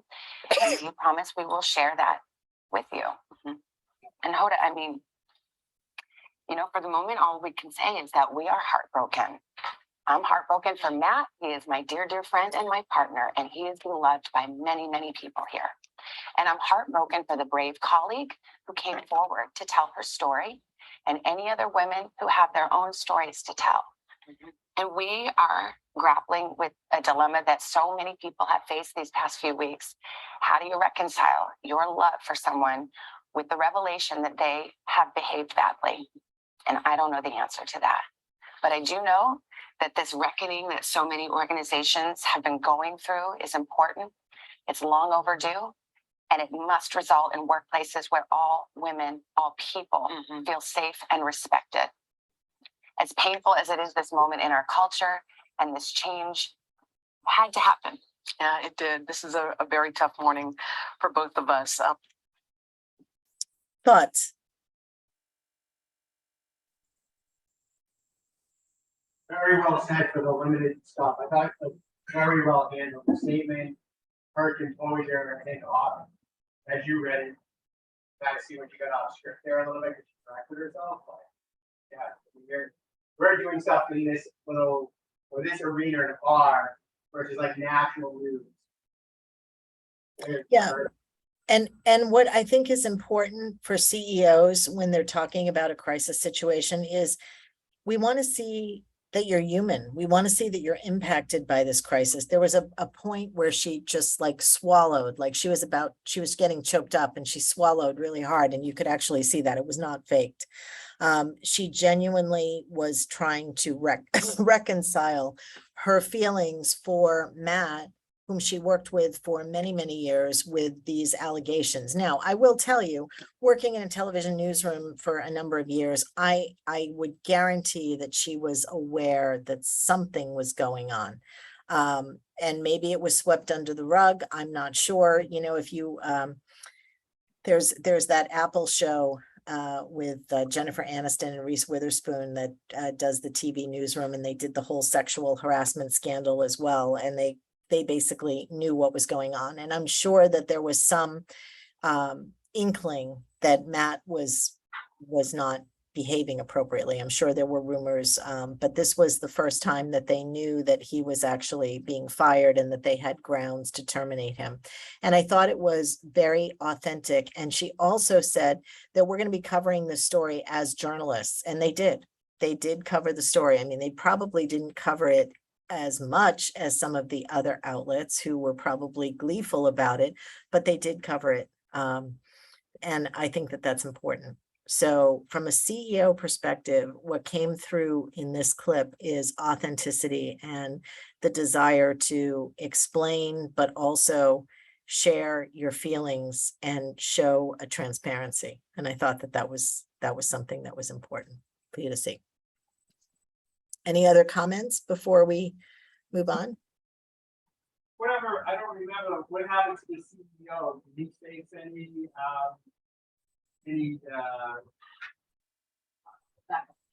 backlash, because he did, if I remember like you were saying, after the investigation, they found that this has been going on for 20 years or whatever. I don't know if that's the right number, but so did the CEO have any consequences for not acting for such a long time? Tom, could you reiterate that? Because I heard pieces of it, but I Yeah, want to make sure I got it right. That's Phil. He's saying, what happened with the CEO? Were there any ramifications for him not acting proactively on the story for 20 years? Is that problem that happened? What came out? There were people that raised the issue, but it may, in fairness to the CEO, it may not have gotten to that level at that particular time. So I think he did have deniability, whether he knew it or not. It's hard to say, but I would think that if it was a problem for a long period of time, it may not have reached his desk until, you know, the tipping point, which was this woman actually coming forward, because I think there were a lot of women who did not want to come forward because they were concerned that their careers in journalism would be ruined if they did. So it's hard to say whether the CEO actually knew or didn't, but I don't think he got a lot of blowback, and he did write a fairly definitive statement on how they were going to proceed and honored it. Cool, thank you. Okay. So remember I told you about asking when to respond or if we should respond in a crisis. And there's a 4-question test that you can ask yourself. And we covered a lot of it, but I'm just going to go through it quickly with you. So the 4 questions are, will those who matter to us, our employees, our customers, our clients, will they expect us to say something right now? So if you have a crisis and you're not sure if it's something like we had talked about, if it's just something on social media, would those who really matter to us expect us to say or do something right now? Will our silence be seen as indifference or worse, guilt? Now, I always counsel people, and I know you've heard this, to never say no comment, because no comment implies you're hiding something. There's always something you can say, even if you have the, you know, tightest lawyer in town who doesn't want you to say anything. There's always something that you could say. Are others speaking about us now or shaping the perception of us among those who matter? So are those citizen journalists going out there and identifying your crisis? Is it blowing up on social media? Is the rumor mill swirling among your employees? And keep in mind that all of these crises don't have to be external. They can be internal within your company. They can be within your employee base, and you have to handle them the same way. Employees can be your greatest asset and also your worst nightmare if they're not managed correctly when something happens within that population. And then the final question is, if we wait and don't respond right away, will we lose the ability to influence the outcome? Will people not trust us if we wait? Can we explain why we wait? And if the answer to any one of those 4 questions is yes, act right away. Okay. Let me share a situation that occurred in my previous business. I used to own a physical therapy practice, and at one point I had 2 therapists make absolutely egregious error with respect to the patient's information, and it was what they thought it was internalized by a text didn't disclose any of the protected health information, but it was a piece of the information that was shared was they thought was abusing. So they shared among themselves in the text. I was not aware of this. Turns out one of the therapists ended up talking about it with a patient in our clinic. And the next day over, there's a patient who overheard the conversation, and it turns out the therapist was talking to the patient about her husband, and she knew it because it was about a condition he had, even though there was no name mentioned or anything, and she went crazy, like rightly so. And I got a message the next day that this had occurred, and I think the only thing that we did right was respond to her immediately. Phone call, obviously apologizing on our behalf of our therapist, but more importantly, we also also made it clear that those therapists would be gone, which they were. Mhm. That was it. That was painful for us as a business. But at the same time, it was just unacceptable response. I think if we had done nothing, we would have been totally screwed.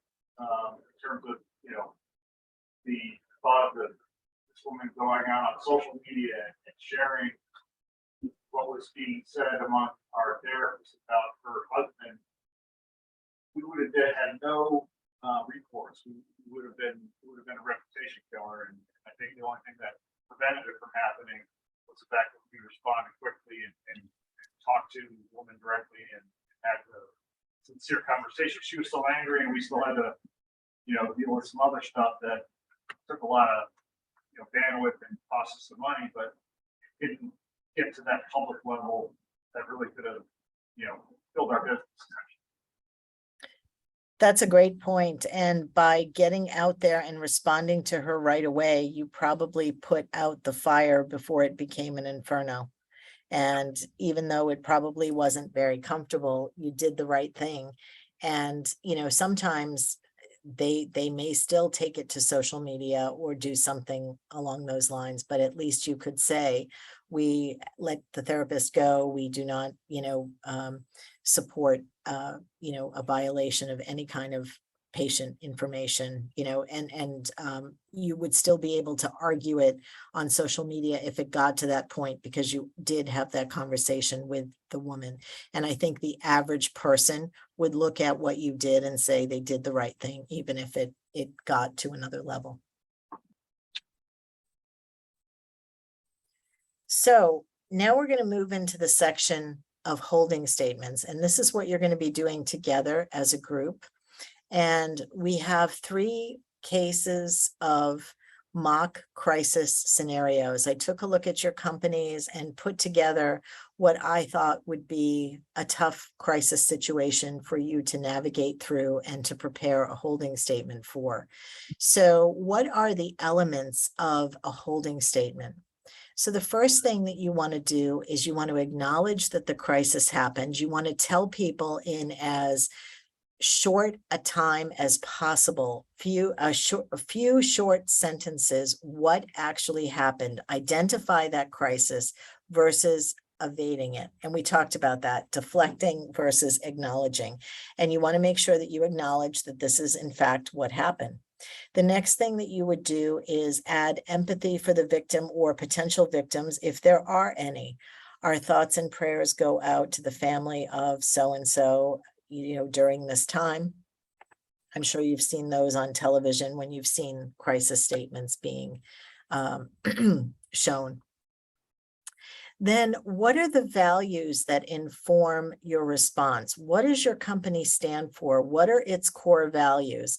And what do you stand for that you can articulate in the statement to show that they can trust you with this crisis response and that you're handling it?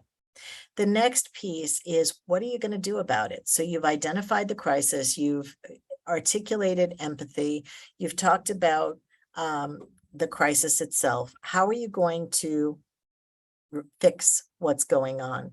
And then commitment. What can you say or do, or what commitment can you make now?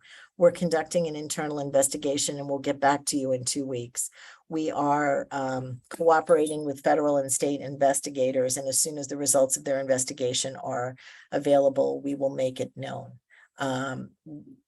Anything like that. What kind of commitment can you give to your audience at that particular point in time? The holding statement is usually a paragraph, maybe a paragraph and a couple of additional sentences. We try to keep it short. You don't want to say too much, but you have to identify the crisis and answer those particular points in a crisis situation. So this is the last time that you will get to ask any questions about holding statements or crafting statements, because I am going to then throw you into crisis. And I'm going to ask Tom to divide you into a couple of groups of 2 or 3 people, because we've got 3 companies in pretty intense crises here, and they're going to need a lot of support. And the 3 that I chose are been there, done that. We're going to do Allen Chemicals, and we're going to do Leonard's Music. So I need Tom to pair up with those leaders, some people who can help them listen to the crisis and then write a holding statement together. We'll do that. Okay. So while he is looking at pairing them up, I'm open to answer any questions about the holding statements that you might have. I'm going to leave this up on the screen while you're writing the holding statements.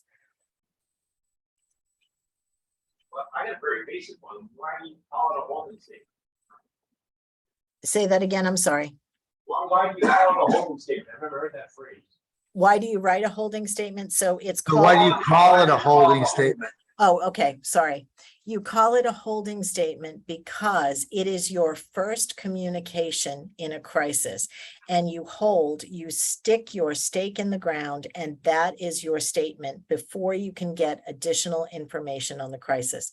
You might have to send additional statements. You might be able to be fine with the holding statement, but it's just called, that's the name of it, because it holds your position in identifying that crisis first. I have a question. Uh-huh. For Allen Chemical, I'm more concerned about saying something that could come back to haunt us in the future by either an insurance company or Department of Homeland Security or OSHA. So I would almost lean towards not saying much, if anything. How do I protect myself against incriminating myself down the line? Well, do you have a counsel, an internal in-house counsel, or do you have an out? Okay. Negative. So what I would share those concerns with a lawyer, but it's really important when you're communicating in a crisis to have either an in-house or outhouse counsel if you are concerned about those kinds of issues with incriminating yourself, because we can help you communicate, but we also need to know the legal guardrails that we have to be mindful of. So what I would do is have a conversation with a communications person and an outhouse legal counsel who can help guide you in that way. Yeah, we have external help, but not internal. That's fine. That's totally fine. I've And worked time with, is of the essence. It's almost a challenge to try to put everything together. Mhm.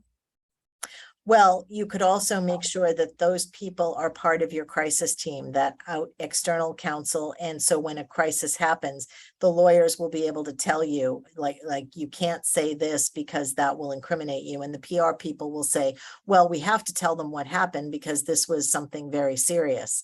So you have to strike the balance between the legal and the PR. If you're worried about incriminating yourself from, future investigations, then you have to bring in the legal counsel with the PR in your communications. Because unfortunately, I'm not a lawyer. I know enough law to be a little bit dangerous, but I would never want to advise you on the nuances of what that could potentially be. However, that said, you also have to make sure that you say enough to have that transparency and make sure that your customers will continue to trust you. Mhm. All right, have the teams. Tara. Okay. Team Leonard, Becky, Phil, and me. I'll help them over there. Been there, dumped that. Julie, Steve, and Rosie. And Allen Chemical Corporation, Aaron, Jim, and me. Okay. So are there any other questions before we get into this next phase? No. Okay. So utilizing the holding statement right here, and I'm going to leave that up on the screen, you are going to craft a holding statement based on the crisis scenario that I'm going to read. And what I'm going to do is I'm going to read all 3. And they may not be 100% true. You could say this could never happen because we have this in place or that in place, but we're going to pretend for the sake of this exercise that everything that I said is true within your company, because I don't know everything about your company other than what I was able to research. Okay. So I'm going to read all three scenarios, and then after I finish the third, so if you're on like Leonard's music team, you just take notes, copious notes for Leonard's music. You can listen to the other crisis scenarios, but you don't have to worry about them. If you're on the team, you have to take the notes for that team because I'm only going to read it once. Okay? Are we ready? Yes. Okay. Been there, done that. Been there, done that receives an order for a 14-yard dumpster on Newton Street in Fitchburg. The order comes from a Mrs. Clark, a recently widowed woman of 78 who suffers from hearing loss and reduced mobility. After the death of her husband only 2 months ago, she's moving into an assisted living facility nearer to her son Cliff, who is an editor at the Fitchburg Sentinel and Enterprise newspaper. Mrs. Clark arranged to have the dumpster dropped off when she was not at home. The dumpster is delivered by a young new employee, Mark, who, knowing Mrs. Clark would be absent, immediately begins offloading the dumpster from his truck.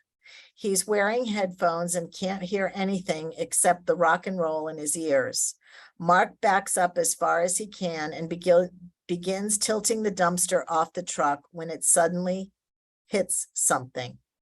Confused, he exits the truck and is appalled to find Mrs. Clark pinned between the dumpster and the ground. Mrs. Clark dies in the ambulance on the way to the hospital. When asked later why she was home, Cliff explained her plans were canceled, and at the last minute, he decided to come over to keep her company. Cliff explains his mother went outside to ask if Mark wanted some lemonade. However, Mark could not hear her because of his headphones. Her limited mobility prevented her from getting out of the way fast enough when Mark began to back up and unload the dumpster. Cliff, being just inside the house, was first on the scene. He took photos and recorded Mark's entire blubbering explanation and swore to publish the story on the front page of the Sentinel and Enterprise and send it to local TV stations the very next day. Prepare a statement in advance of the story's publication addressing the tragedy. Okay. Number 2, double check Allen Chemicals. Aaron Raphael of Allen Chemical in New Jersey receives the following phone call from Lynn Gervins, owner of Mudflat Pottery School in Boston. Mudflat placed an order of potassium ferricyanide for use in their ceramic studio 2 months ago. During an adult beginner's pottery making class, Lynn was struggling to open the plastic barrel containing the powder, and one of her students, 65-year-old Adam Denning, offered to assist her. After 5 minutes of fruitless efforts, Adam managed to open the container. However, he was applying so much pressure that the container flew backwards when opened, spraying his face with powder, and he inhaled a decent amount. Knowing potassium ferricyanide has low toxicity, Lynn advised Adam to flush his eyes and shower and everything would be fine. Later that night, however, Adam begins experiencing a cough, headache, nausea, vomiting, and muscle cramps, and a sensation of pins and needles that does not go away. He is rushed to the emergency room where doctors diagnose him with kidney failure due to lead poisoning. The next day, Lynn phones Adam in a frenzy. She thought the color of the potassium ferricyanide was abnormal and took it to a chemist friend to get a second opinion. Lynn was shocked when the chemist told her the powder was in fact lead oxide labeled as potassium ferricyanide. Adam, who used to work in a battery factory, had been exposed to lead throughout his entire career. Yesterday's exposure was the final straw to trigger his lead poisoning. Thanks to Allen Chemical mislabeling their products, Lynn says her student is now suffering and it will lead to an avoidable death. She's phoning to let Aaron know her plans to sue Allen Chemical. She's already called the Boston Globe and a lawyer, and they are interested in the story. Allen phones the warehouse from which the container was shipped, and sure enough, when an employee checks the most recent batch labeled potassium ferricyanide, every plastic drum was mislabeled with a CAS number of lead oxide. Prepare a statement acknowledging the devastating accident before it reaches the papers. And the last one, backstabbing client, Leonard's Music. A student in one of Becky Leonard's classes at UMass Lowell approaches her with a copy of the Lowell Sun and points out an article. Isn't that you? He asks. Becky takes the article and is astounded. The article is written by Christopher Scott, brother of Leonard Music's client, Summer Scott, and quotes Summer accusing Leonard's Music of ruining her son's Juilliard audition by a poorly repaired violin. The neck of the violin snapped off during the pinnacle of his audition piece, she says. My son has been trained as a classical violinist since age 5. He knows how to take care of his instrument, especially before an audition as important as this one. There's no other explanation as to why his instrument broke other than a poor repair job done by Leonard's Music just a week ago. It's truly devastating that they ruined my son's only chance to attend such a prestigious school. Becky, who knows that the violin is only kept for its sentimental family value, had repeatedly warned Summer that it would be smart to purchase a newer instrument, at least for auditions, precisely in the case that the instrument breaks. She watched her husband repair the violin perfectly last week and knows the true explanation of the break is the violin's age. But the damage to their reputation is already done. When Becky gets home, she finds she already has 7 missed phone calls canceling rentals and repair appointments as a result of the article. Prepare a holding statement addressing the accusations made against Leonard's Music. You now have 30 minutes to work together to write holding statements based on the points in the screen.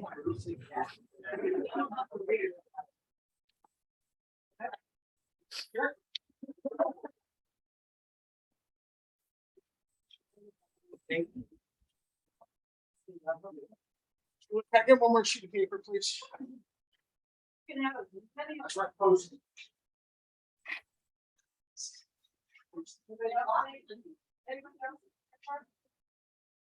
We have a good spot here.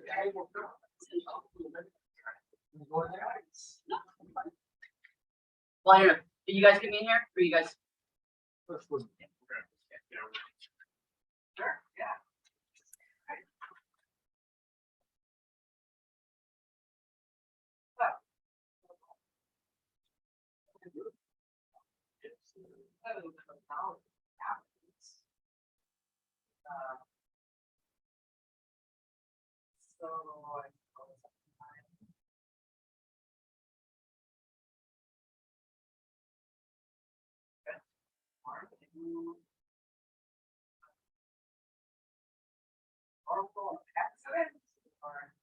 Yeah, no, I think that.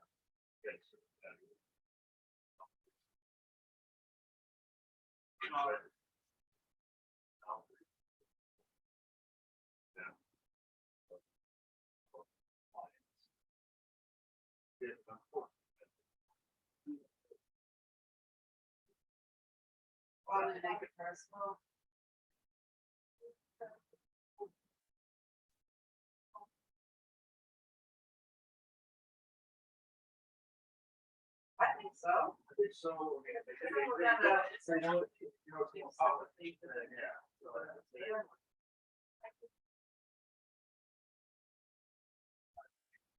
Yeah, probably. We're gonna talk about the employee. Yeah. So.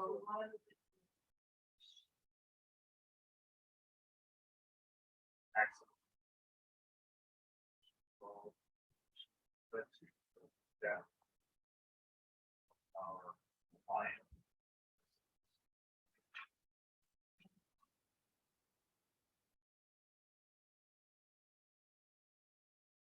Yeah, I guess. It almost downplays the same. Well, I mean, fortunate, it's maybe.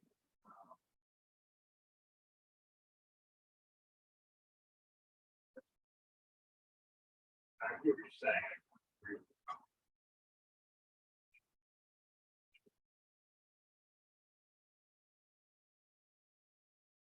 you. Really work. It's one of the past by that.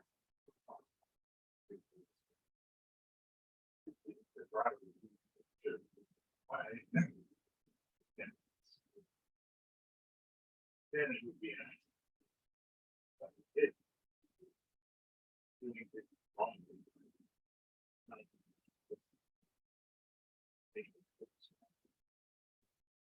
We have staff with No, I think the accident. Or it's like, so there's sad.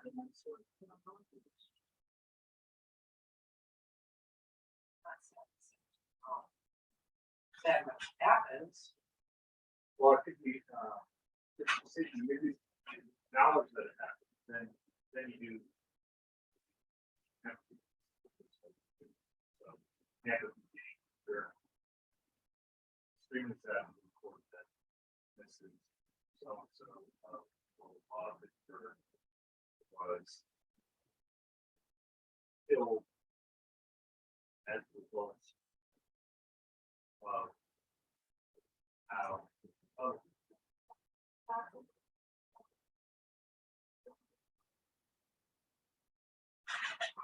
Well.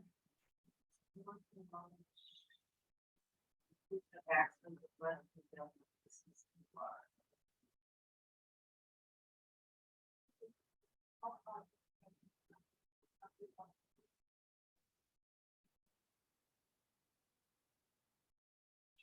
I think the love process. it's there. You have a right to keep yours, so, The one side, the other. Or something.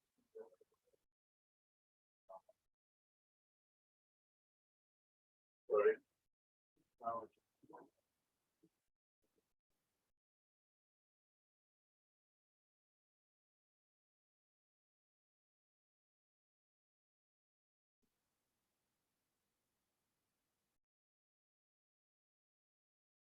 But even would not extremely important.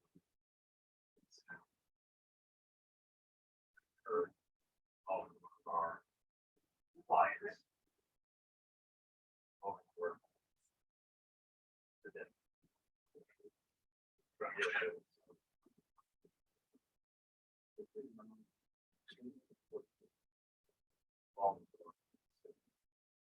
Here. We are. Sad.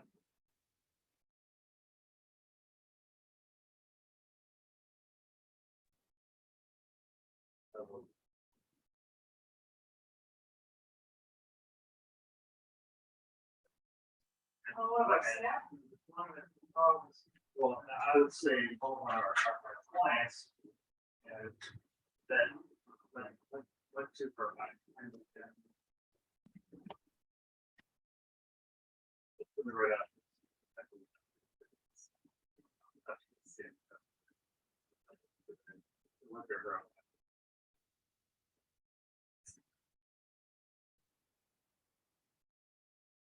They would say,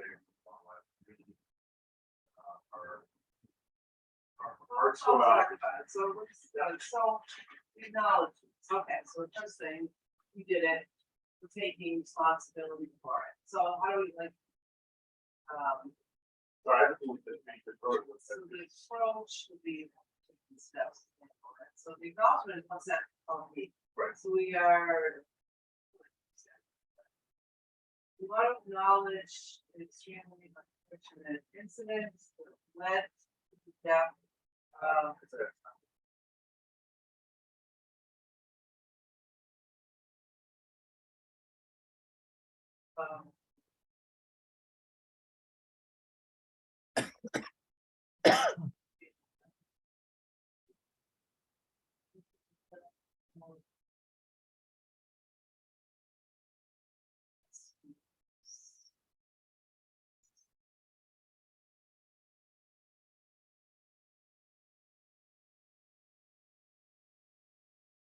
Um, okay, so that's simple steps, so we.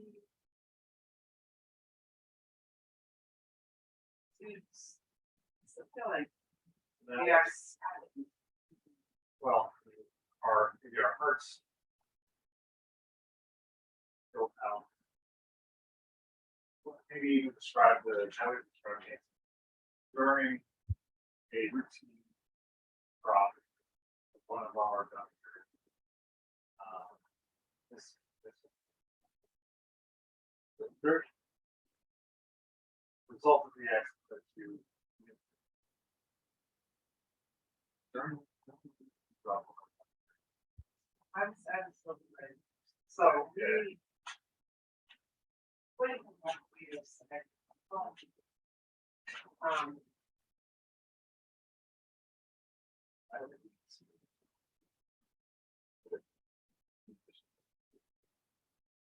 Right over there.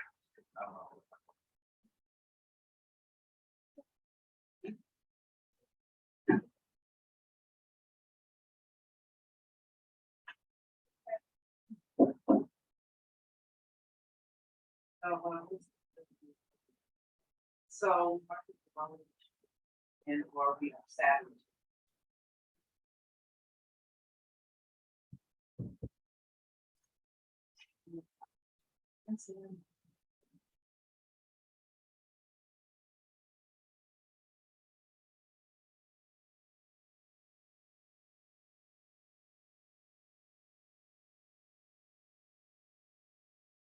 Led to or that resulted. Resulted in. Resulted in,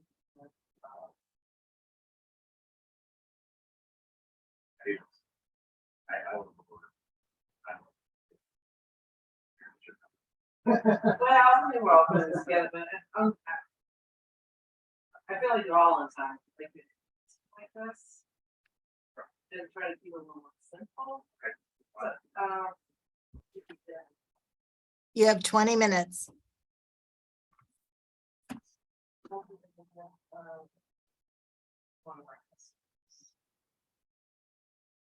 or just step of our customer. Although personal, this is Clark.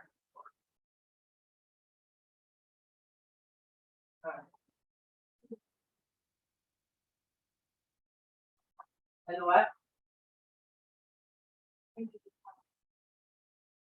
Okay, earlier today?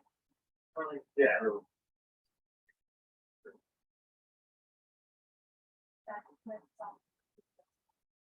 Yeah, okay, so we want to acknowledge an extremely unfortunate incident that resulted in death of one of our customer, Mrs. Clark from Fitchburg earlier today. Cool. Acknowledged. And, all right, so, we're saddened by this loss, and our hearts go out to Clark. Yeah, I would say we're truly saddened by that. Our hearts go out to family and friends. You're doing.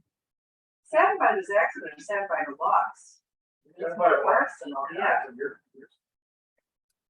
saddened by it. You're true, that's true. You're truly saddened by her loss.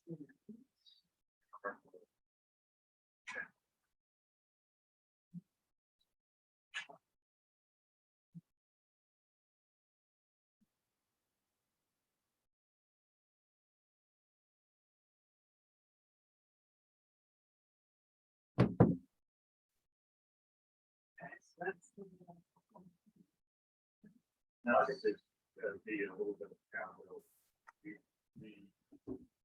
You're.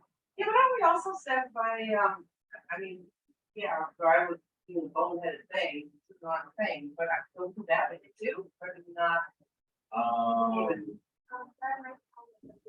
Yeah. Sense, okay, I think people are care about the private. yeah. I think I've found that the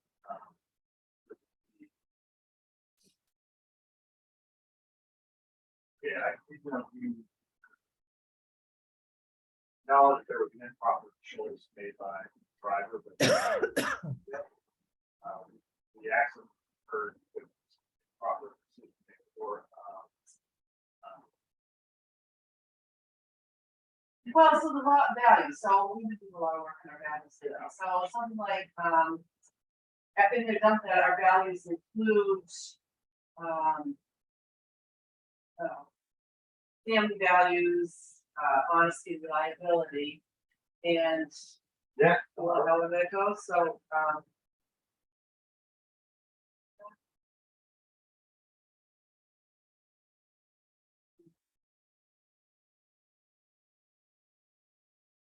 words, to what you're saying, family, accountability. Just providing exceptional service to our clients, so. The, you know, the debt for our customers. So learning about this has been truly definitely our leadership team and all of our. Yeah, so I think that our values include family, accountability, and honesty. Caring about this.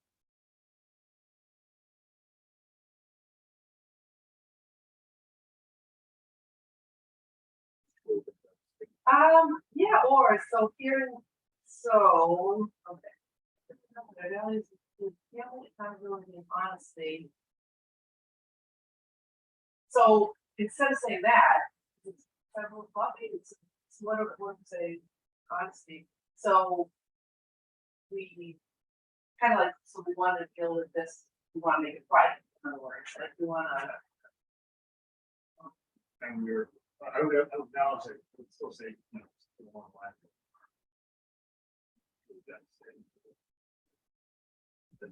That's correct.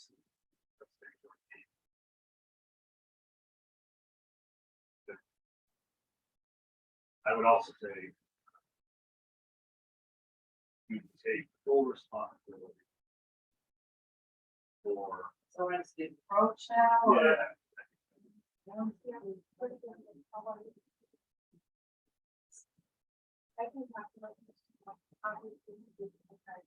Yeah. Right. We're taking steps to. No, not only discipline. The employee, but also. Sure, the stuff is happening. Yeah, I'm sure.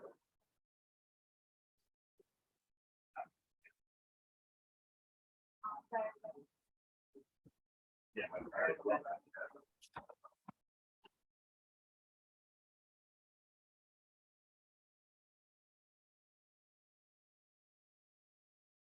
Taking steps to gratify safety, driver training.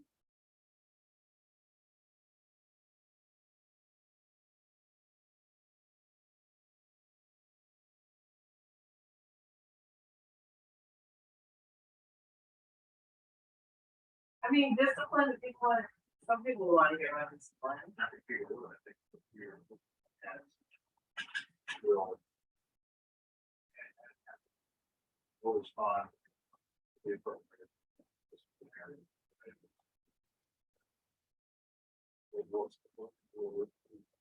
We are committed to responding to the appropriate.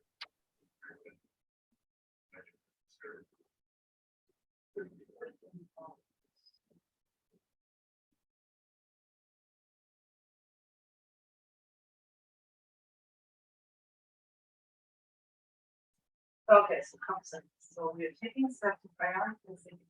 Doesn't that imply that we haven't prioritized safety? Are we looking at this as an isolated incident? So, Well, I think it's part of your, so, you know, what are your values, part of your values, you've always, if you look at the value, that's part of your values. Always emphasize safety. Safety is a key part of what you do, so, you know, having this system occur, truly, how to be one very sensitive. So then you got a picture of the day you've always done. You know, action with that, we don't want to sort of so we're taking steps to ensure that all drivers are trained or. well, you know, in our physical safety, in response to this incident, safety responsibility, we will all of our staff will be all of our staff will receive additional training for current additional training, safety training to ensure that this doesn't happen again. Which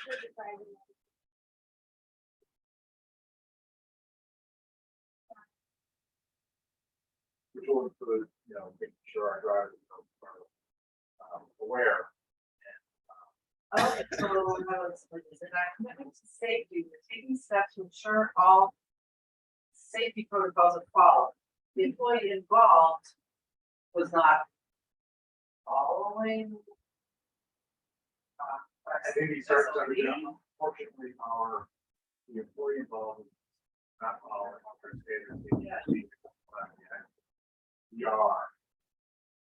How we do it, sure, all employees receive additional safety training, additional already received insurance.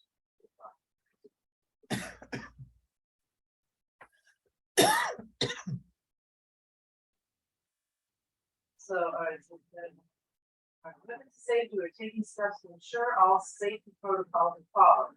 The employee involved is not following our safety SOP at the time of the incident. And we're taking steps to make sure this never happens. Yeah.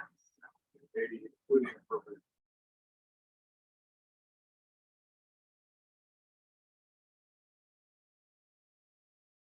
Ten minutes left. Finally, we're committed to,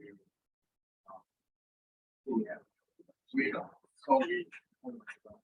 to assisting our family any way we possibly can.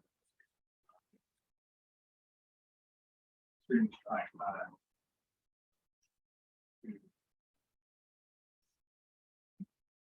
You can't correct me if this is something about family. We're devastated. Family, work with them, any way possible.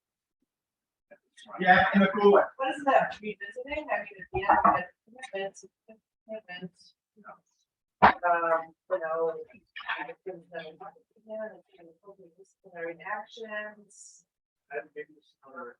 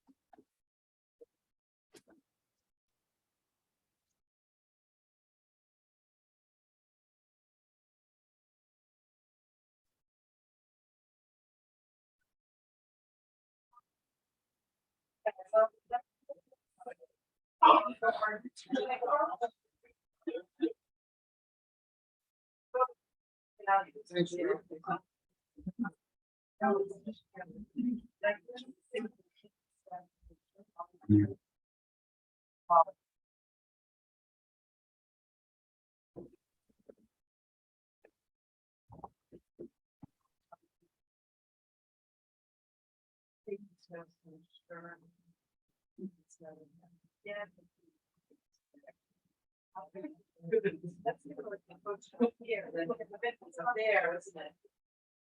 Yeah, right, so this is. I've never been in it really. Here. Yeah. Thing. So, let's see how this. Incident that resulted in the death of a customer, Mrs. Clark of Pittsburgh, earlier today. We're truly sad for despite the loss. Our hearts go out to the family and friends of Mrs. Clark. After the that, our values include family, accountability, safety, and honesty. So hearing about this is devastating for our team. Here, the employee involved is not following safety SOP at the time of the incident. We are taking steps to ensure that this never happens again with appropriate disciplinary actions. In our commitment to safety, we're taking steps to ensure all safety protocols are followed. Yeah, that's kind of the rough ending, isn't it? Yeah.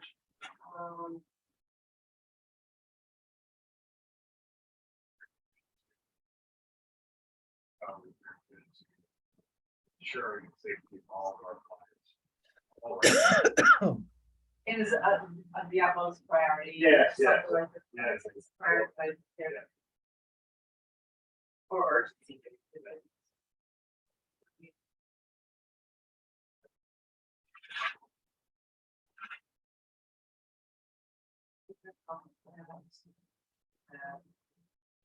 Everyone on our staff.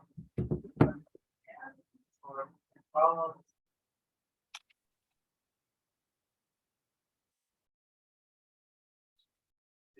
All their protocol.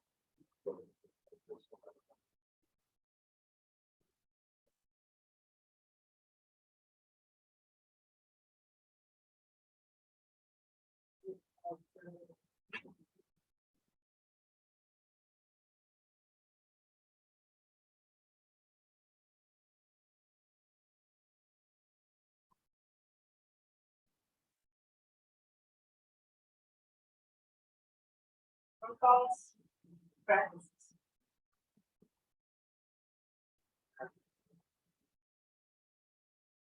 And consent. Well, there's no then. Example, I would say, honestly, learning about this was devastating for our team. Employee involved in not following their safety procedures. Yeah. You have 5 minutes left. They're taking steps to ensure this never happens again, including appropriate disciplinary actions.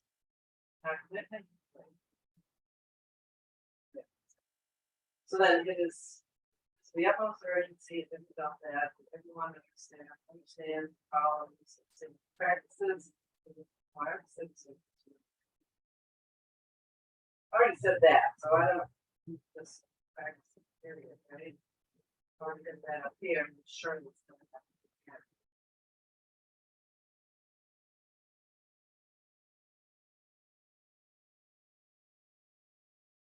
And then, safety, we're taking steps, ensure follows.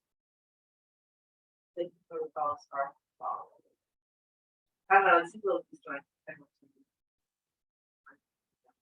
Overall, what do you think?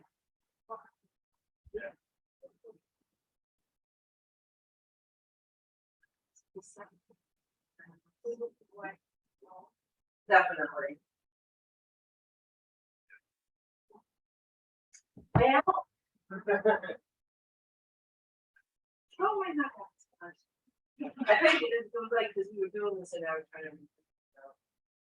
So. We want to acknowledge an extremely unfortunate incident resulting in the death of our customer, Mrs. Buckner, earlier today. We're truly saddened by her loss, and our hearts go out to family and friends of Mrs. Buckner. I've been there about that, our values, family, accountability, safety, honesty. So hearing about this is devastating for our team.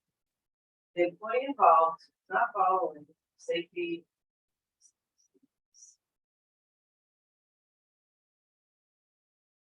At the time of the incident, we are taking steps to ensure that this never happens again, including appropriate disciplinary actions.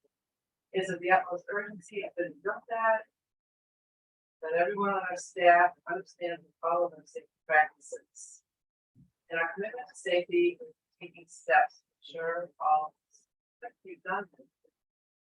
I don't know, like we don't need that in our safety. We're taking steps to ensure all safety protocols are followed. So you're right, but then the last thing you said was like, oh, okay, great. So she said, "Move down."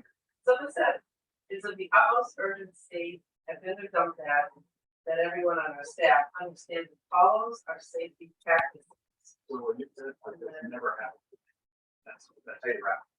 But I've already got that, I had that, but I've already got that Okay, up here, so either that or I take it out of up here, so the employee involved is not following our safety procedures at the time of the incident, they're taking steps to ensure this never happens again. So it's already up We were there. because of that. we were taking appropriate steps, including, um, we're taking steps to include appropriate disciplinary actions. and, supplemental safety training for all of us. So that now we, that, for this-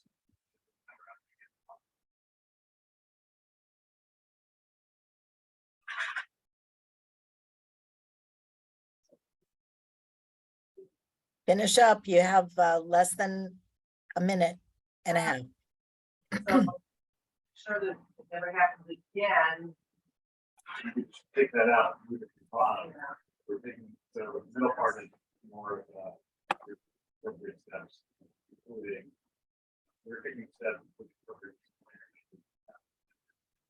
While that, supplemental.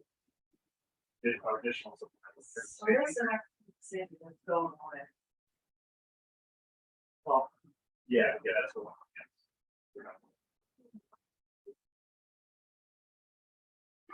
Terry, you want to go around with everybody else or different points here? Is everyone done? Yeah, we go back. We're about to. I'll go see where everybody's at. Okay. Get rid of that, Mark. Yeah. we'll go.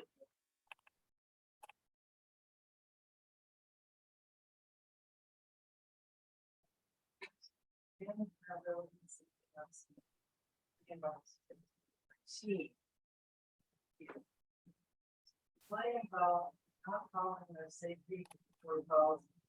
I don't mean that. There's some. Appropriate design actions. Oh. This is not like that. It's not that.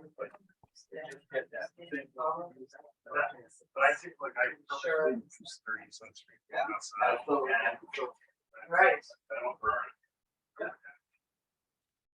Okay. I don't care. Which are not in this. But like,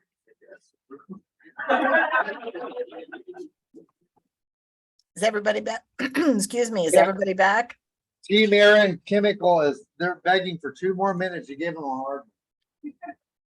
Or Allen Chemical. They're coming right now. They're outside. Okay. Good exercise. Thank you, Tara. Mhm. No, not rewrite it, just copy it. Oh, yeah, copy it, yeah. Yeah. It's so much more fun in person because I can actually watch you really interact with one another, but I'm gonna have to do it vicariously. Yeah, I'm dying to know this Joey. I paid a lot of attention to this Joey Kramer debacle, and I didn't know what the end result of that was. And it's interesting to hear your story at the beginning. You said you were a huge fan, but you're not anymore. Not as much, no. Yeah. They just acted like a bunch of just petty little school children. It was just sad. It was a very sad state of affairs. I mean, if you're a practicing doctors, right, and one of your doctor's skills is lighting, you obligated to put them into practice just because they were the original founders. That's an interesting argument. And nobody dies playing the drums, but the other people there in the integrity, they sacrifice and get some. So is everybody back? We are all back now. Yes. So tell me, what did it feel like for those of you that were on the hot seat? I'll just speak for my group. I was with Aaron, and having Aaron's understanding of his chemical business really helped versus somebody like an outsider. But it was perfect to his point about also saying too much. Just from the brief time we've had with you about not saying too much in that holding state, like enough, but not disclosing too much. Sure. It's true. You know, you have to kind of look at the facts that you have and what you need to say versus how much you want to say, because there's a lot that you could put in there and there are a lot of trapdoors. And yeah, without Aaron, I gotta say, like, I thought I'm gonna disclose too much potentially or whatever. So the reason that I did this really wasn't just to torture you. It was more to formulate a crisis team. What was it like working with other people who have differing opinions than you, or what sort of conversations did you have? Everyone on my team had a slightly different perspective, and hearing everyone's perspective, and I asked one team member to kind of be a potential customer, and this is the statement I'm putting out. There could be another statement by the other side. How do I convince you that you still want to be a customer of ours? Mm-hmm. Absolutely. And having those other perspectives is invaluable because you're only looking at it through one lens. And your crisis team members are still looking at it through your company lens, but they may have a slightly different take. And that's the beauty of having a crisis team on board. So what we're going to do is I can hear Tom very clearly. So maybe we will have each person come up to where Tom is and read their crisis statement. And what I want to have happen is the people who are not on that team to ask questions and look at the statement against the bullets and weigh in. And you could play reporter or ask additional questions. Just curious as to what you think, how they did on the statement. So who wants to go first? I'm closest. I'll go. Okay. Let's do this.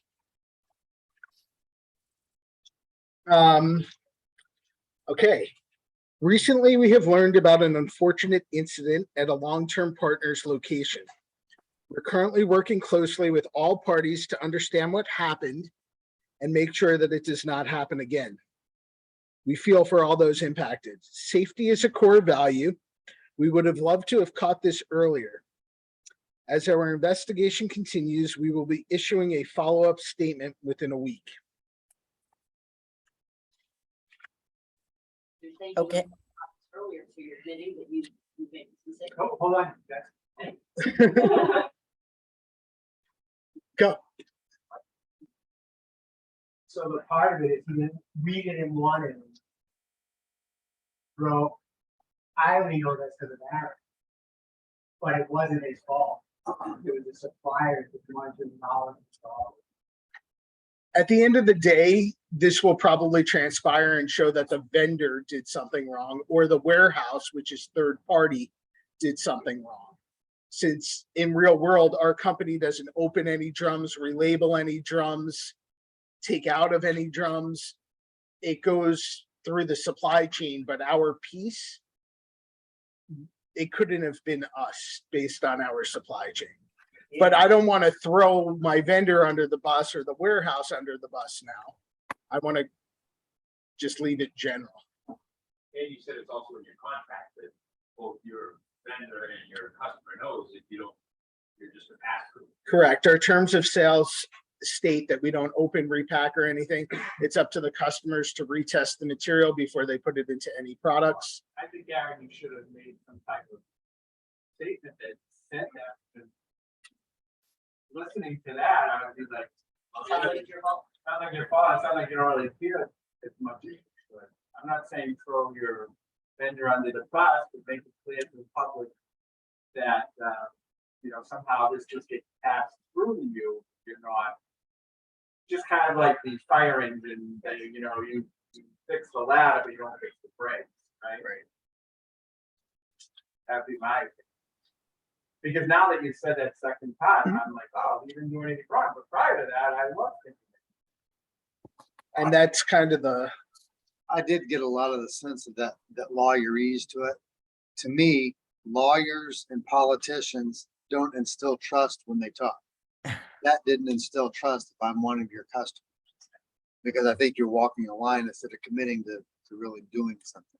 And saying, taking a stance. That's something, I don't know how to put it, but I'm not as worried about the customers versus everyone else. I mean, we deal with, like I said, government organizations, insurance companies. I really just needed to keep it very basic without really giving too much of a factual piece that could come back to haunt me later. That's definitely something good for you to weigh in on there, Tara, on your viewpoint and what you would recommend for a business that takes that cautionary road. Well, and I do think that you needed to tell them what happened. I didn't understand from the first part of your statement, actually what happened. You just mentioned an Here's what we incident. grappled with, right? So assuming we're firing the first shot, we're the first one talking about this. We, got as detailed as like naming the name of the person who this impacted and the companies and stuff. But, we do have agreements in place, non-disclosures, etc., where I don't know if it would come back to bite me later on if I started acknowledging company names or even products or any of the details. I took kind of the cover my ass standpoint rather than please the customer, if that makes sense. No, I understand where you're coming from, but you could say a little bit more that it has come to our attention that there may have been a wrong delivery of chemical. And we take this very seriously. These are our processes.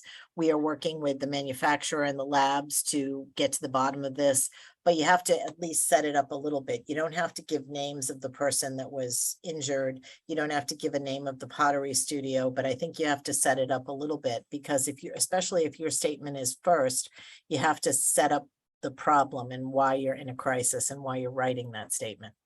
I like a lot of what you said, but we also grappled with one other thing. I wanted to, talk about like our longevity and all the standards we follow and all the good procedures we have in place.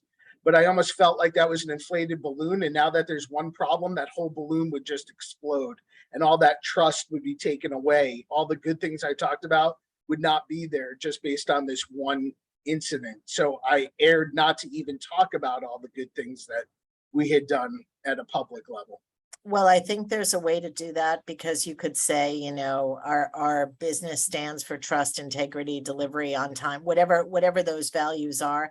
And you could potentially say, this has never happened in our company's X year history. We are very concerned, basically, I want to know that you care about this and that this is something that you are going to get to the bottom of for me, regardless of where I sit in your key audience. So the first thing I need to do is call you. Yes. That's my lesson learned. And then a lawyer. Exactly. And I would duke it out with the lawyer to make sure that a statement is cobbled together that actually positions you in a way that I understand that you have a lot of concerns. But again, going back to those questions, what do our stakeholders expect would be a reasonable statement for us given what happened? And answer that through your various stakeholders. And see what you think they would want you to say. And that's how you think about putting together that statement, for sure. Sounds good. It was a very good exercise. But you had a lot of good points in there. It's just a question of, finessing and then having people kind of push back on you and say, you know what, you probably need to include this. You should eliminate this. I mean, it's definitely, it takes a practice to get it right. But at least you're starting to think about it. And that was the goal of today. Absolutely. How many press releases have you drafted, Tara? Oh my God. Press releases or holding statements? Either one. Thousands. In a 20-year career? Yeah, thousands. Yep. Thank you, team members. Thank you. Good job. I thought that was a very, very good first attempt at doing Thank that. you. These are not easy. Okay, who's next? Becky Leonard's coming up next. Sense of power. The broken violin that ruined his chances at Juilliard. Leonard's music was sad to hear that your violin broke during your audition. It must have been so frustrating and devastating to have had that happen. We repair hundreds of violins a year, and we know how important an instrument is to the musician. Our inspection report that we provided to you clearly showed that something like this was inevitable, and our fears were realized when your violin broke at such an inopportune time. We will reach out to our friends at Juilliard and try to help you reschedule your audition when you're able to obtain a newer and sturdier violin. Thoughts? Who is the audience for this? Is it I just- was thinking, because it didn't sound like this had gone public yet, we would be writing a letter to the individual that was harmed and make it public. Like we put it on our social media, that sort of thing. Yep. And you could take that license with those statements, right? Right, because it's a letter to him, but that we're going to share publicly. I don't know why it's like, Yeah, I'd like to blame them. It should blame them. Well, Yeah. no, it's their fault. We took a very hard statement on this, not hard, but a firm statement, because we really felt that Leonard had done absolutely nothing wrong, and the blame was 100% on the customer and not on Leonard. And we wanted to make that very, very obvious. To that's the position. Much different than. Right, nobody died. And Yeah, very, very much different. I don't- Yeah. like, you could be sorry something happened without admitting blame. Yeah, sorry, maybe you said that, it was just like, you know, sorry. yeah, we were sad that it happened. We know that it must have been frustrating, devastating. I think you did actually, good because this scenario, they were going to go under the bus. Well, so you're now, but the. And we're saying we're going to try to help them reschedule that audition. Right. And that was awesome. Yeah. We're connected. We've got some connections. We'll talk to our friends and see if we can get you another audition. Right, close to action. I guess it was something that here's a little different. It hasn't come out in the news yet. Got your story in the news, so I have to respond in a way that says, hey, look, We did our due diligence and- Right. And I think if it got to the news, then you could just tweak the statement. But I think all the elements were there. You showed empathy. You talked about how devastating that could be if you're, doing this audition.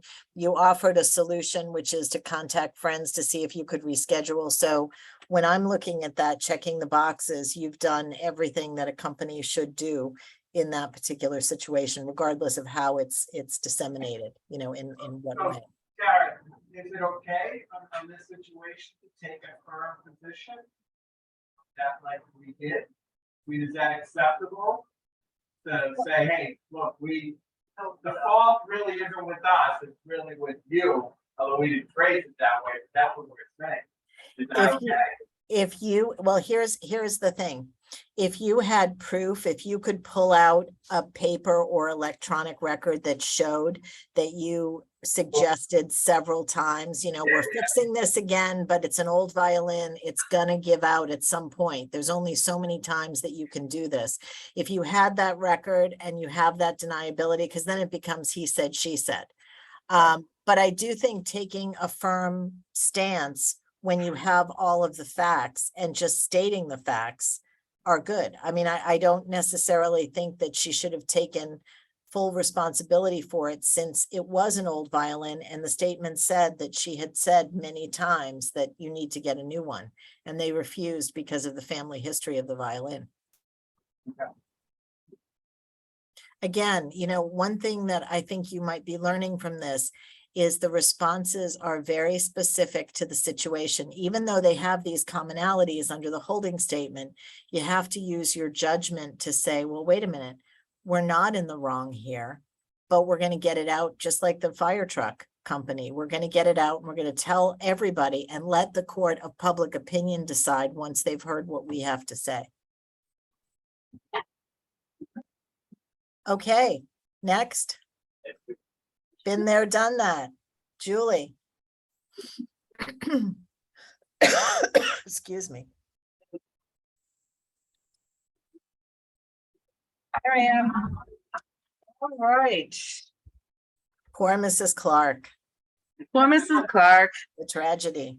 yeah, and we want to acknowledge an extremely unfortunate incident that resulted in the death of our customer, Mrs. Clark of Fitchburg, earlier today. We are truly saddened by her loss, and our hearts go out to the family and friends of Mrs. Clark. At Been There, Dump That, our values include family, accountability, safety, and honesty, so learning about this was devastating to our team. The employee involved was not following our safety protocols, at the time of the incident, and we are taking steps, including appropriate disciplinary action and supplemental safety training for all.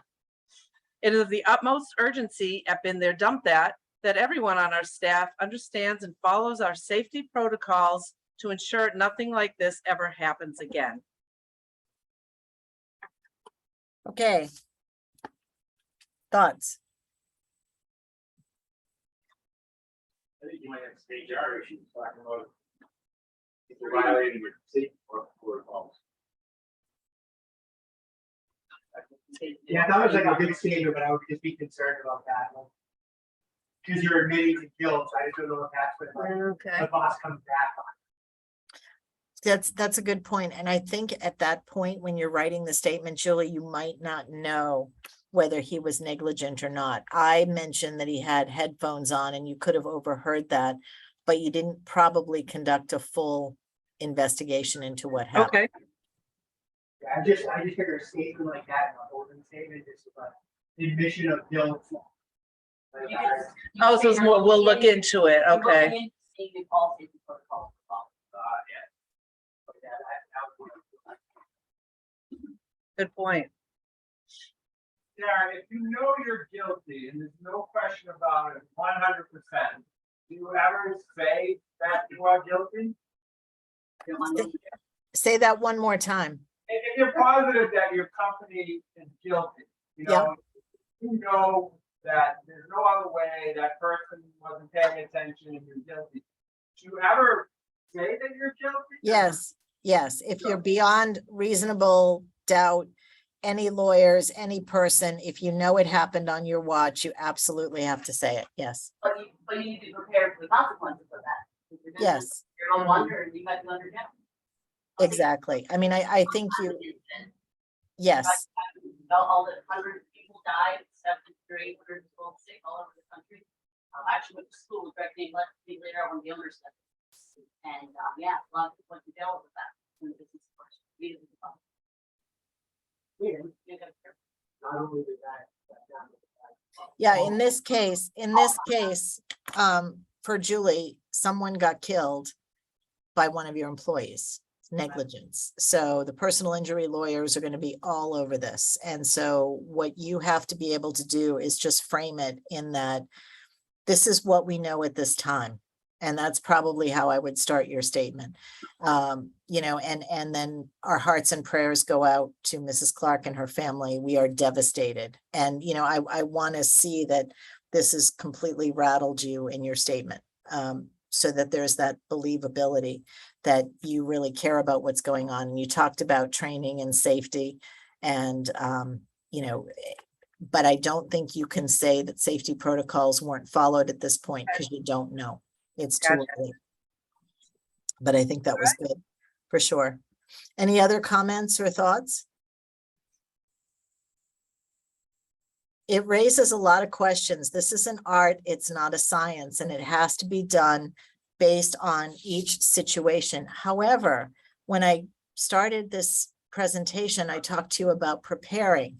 So we talked about forming a crisis team. We talked about envisioning your worst case scenarios, and we talked about holding statements for those scenarios. And if you could go back to your office, actually, I skipped the slide. So if you could go back to your office and identify and form a company crisis team and convene that team and then talk about some of those worst case business scenarios that you're worried about.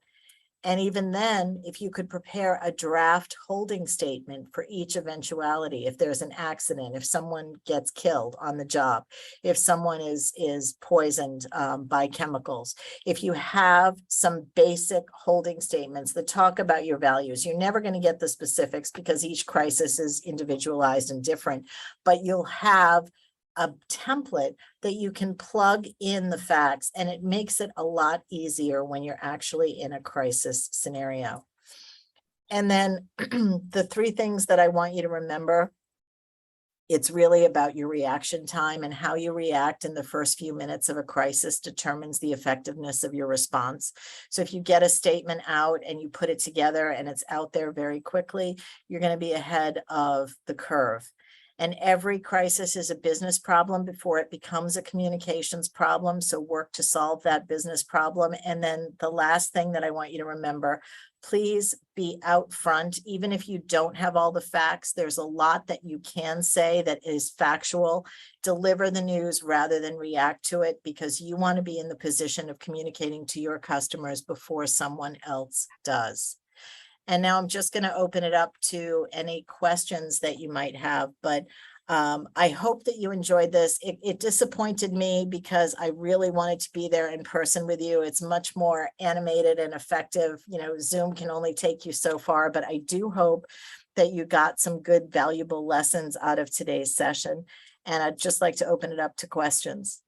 I have a question. Who are we delivering this to? Do we call up channel 7? Then we have a statement or? No, you're not going to kill the ant with a cannonball. It depends on the crisis. So if it happened and it was a local reporter, like for example, with the Been There, Done That, it was the Fitchburg Sentinel and Enterprise. So you might want to start at the Fitchburg Sentinel and Enterprise. Now, if this story gets legs and it gets picked up by the television stations, you would immediately send the statement to the TV stations. And you will determine based on the size of and scope of the crisis who this goes to. A lot of times it could be a memo just to your employees. You fired somebody because there was a sexual harassment situation, and you just need to know, the employees need to know about it. It's not going to go any farther. It's not going to go into the media further. Sorry. So, you know, again, you have to determine your response based on the fact patterns, and you don't have to go out and distribute a press release telling people about a crisis that they don't know about. So if you know and sense that people are starting to report about this accident, then that immediately, those holding statements immediately go out. You started off talking about social media and the citizen journalists. That whole thing with social media, is it safe to say that that's an area where we would definitely want to carve our own network, that we would have our own narrative? How so? Are you Well, talking? now, if we have an event like these in these mock scenarios, how important is it to get out ahead of it with social media? That's definitely part of your strategy, should be social media. And a lot of companies have social media on staff. A lot of them have social media that's outsourced, and some CEOs try to do it themselves. And I would just make sure that even if you're not communicating every day or every other day, that if there is a crisis, your statement, wherever it goes, mirrors social media. So you have to make sure that that's included, for sure. Generally speaking, is it the purpose of doing a holding statement and crisis management to minimize damage? Is that why we do this? It's to minimize damage, but it's also to protect your company and make sure that you get out as quickly as possible. There are times when there's an accident and you can't get out there fast and first, but you try to be the first one to define it. So for example, there was a CEO that I worked with who learned there was a fire in his tissue paper company because an employee posted it on Facebook. So it was already out there. The court of public opinion was already swirling, but then he had to issue a statement and get it out because it went from Facebook to Instagram to Twitter, and then it went to more of the mainstream media. So we had to make sure that the statement was delivered as soon as he was aware of it. And that happens because sometimes you're not aware of a crisis, so you can't always get out first. But there are times when you do know something and you know the dam is going to burst. And if that is the case, you should always try to get out there before anyone else defines it. Jared, this might be out of your wheelhouse here, but can you require employees not to post things like this? Can you make that your policy, that any posting comes from the company? Yes, there are social media policies. There are communications policies. I used to work as chief of staff for a government organization under Bill Weld, the Department of Housing and Community Development. And when I was running comms, we had didn't really help us very much, but we did have a policy that said that the employees were not allowed to or permitted to talk to the media. All media requests went through the communications office. And then we worked in a building in Boston, the Saltonstall building, which had a lot of asbestos. And Channel 7 came down to report on it. And there were employees of mine. I had 450 employees who were talking liberally to Channel 7, saying that Governor Weld was trying to kill them because they were working in a building with asbestos. So even your best policies sometimes don't work in crisis situations.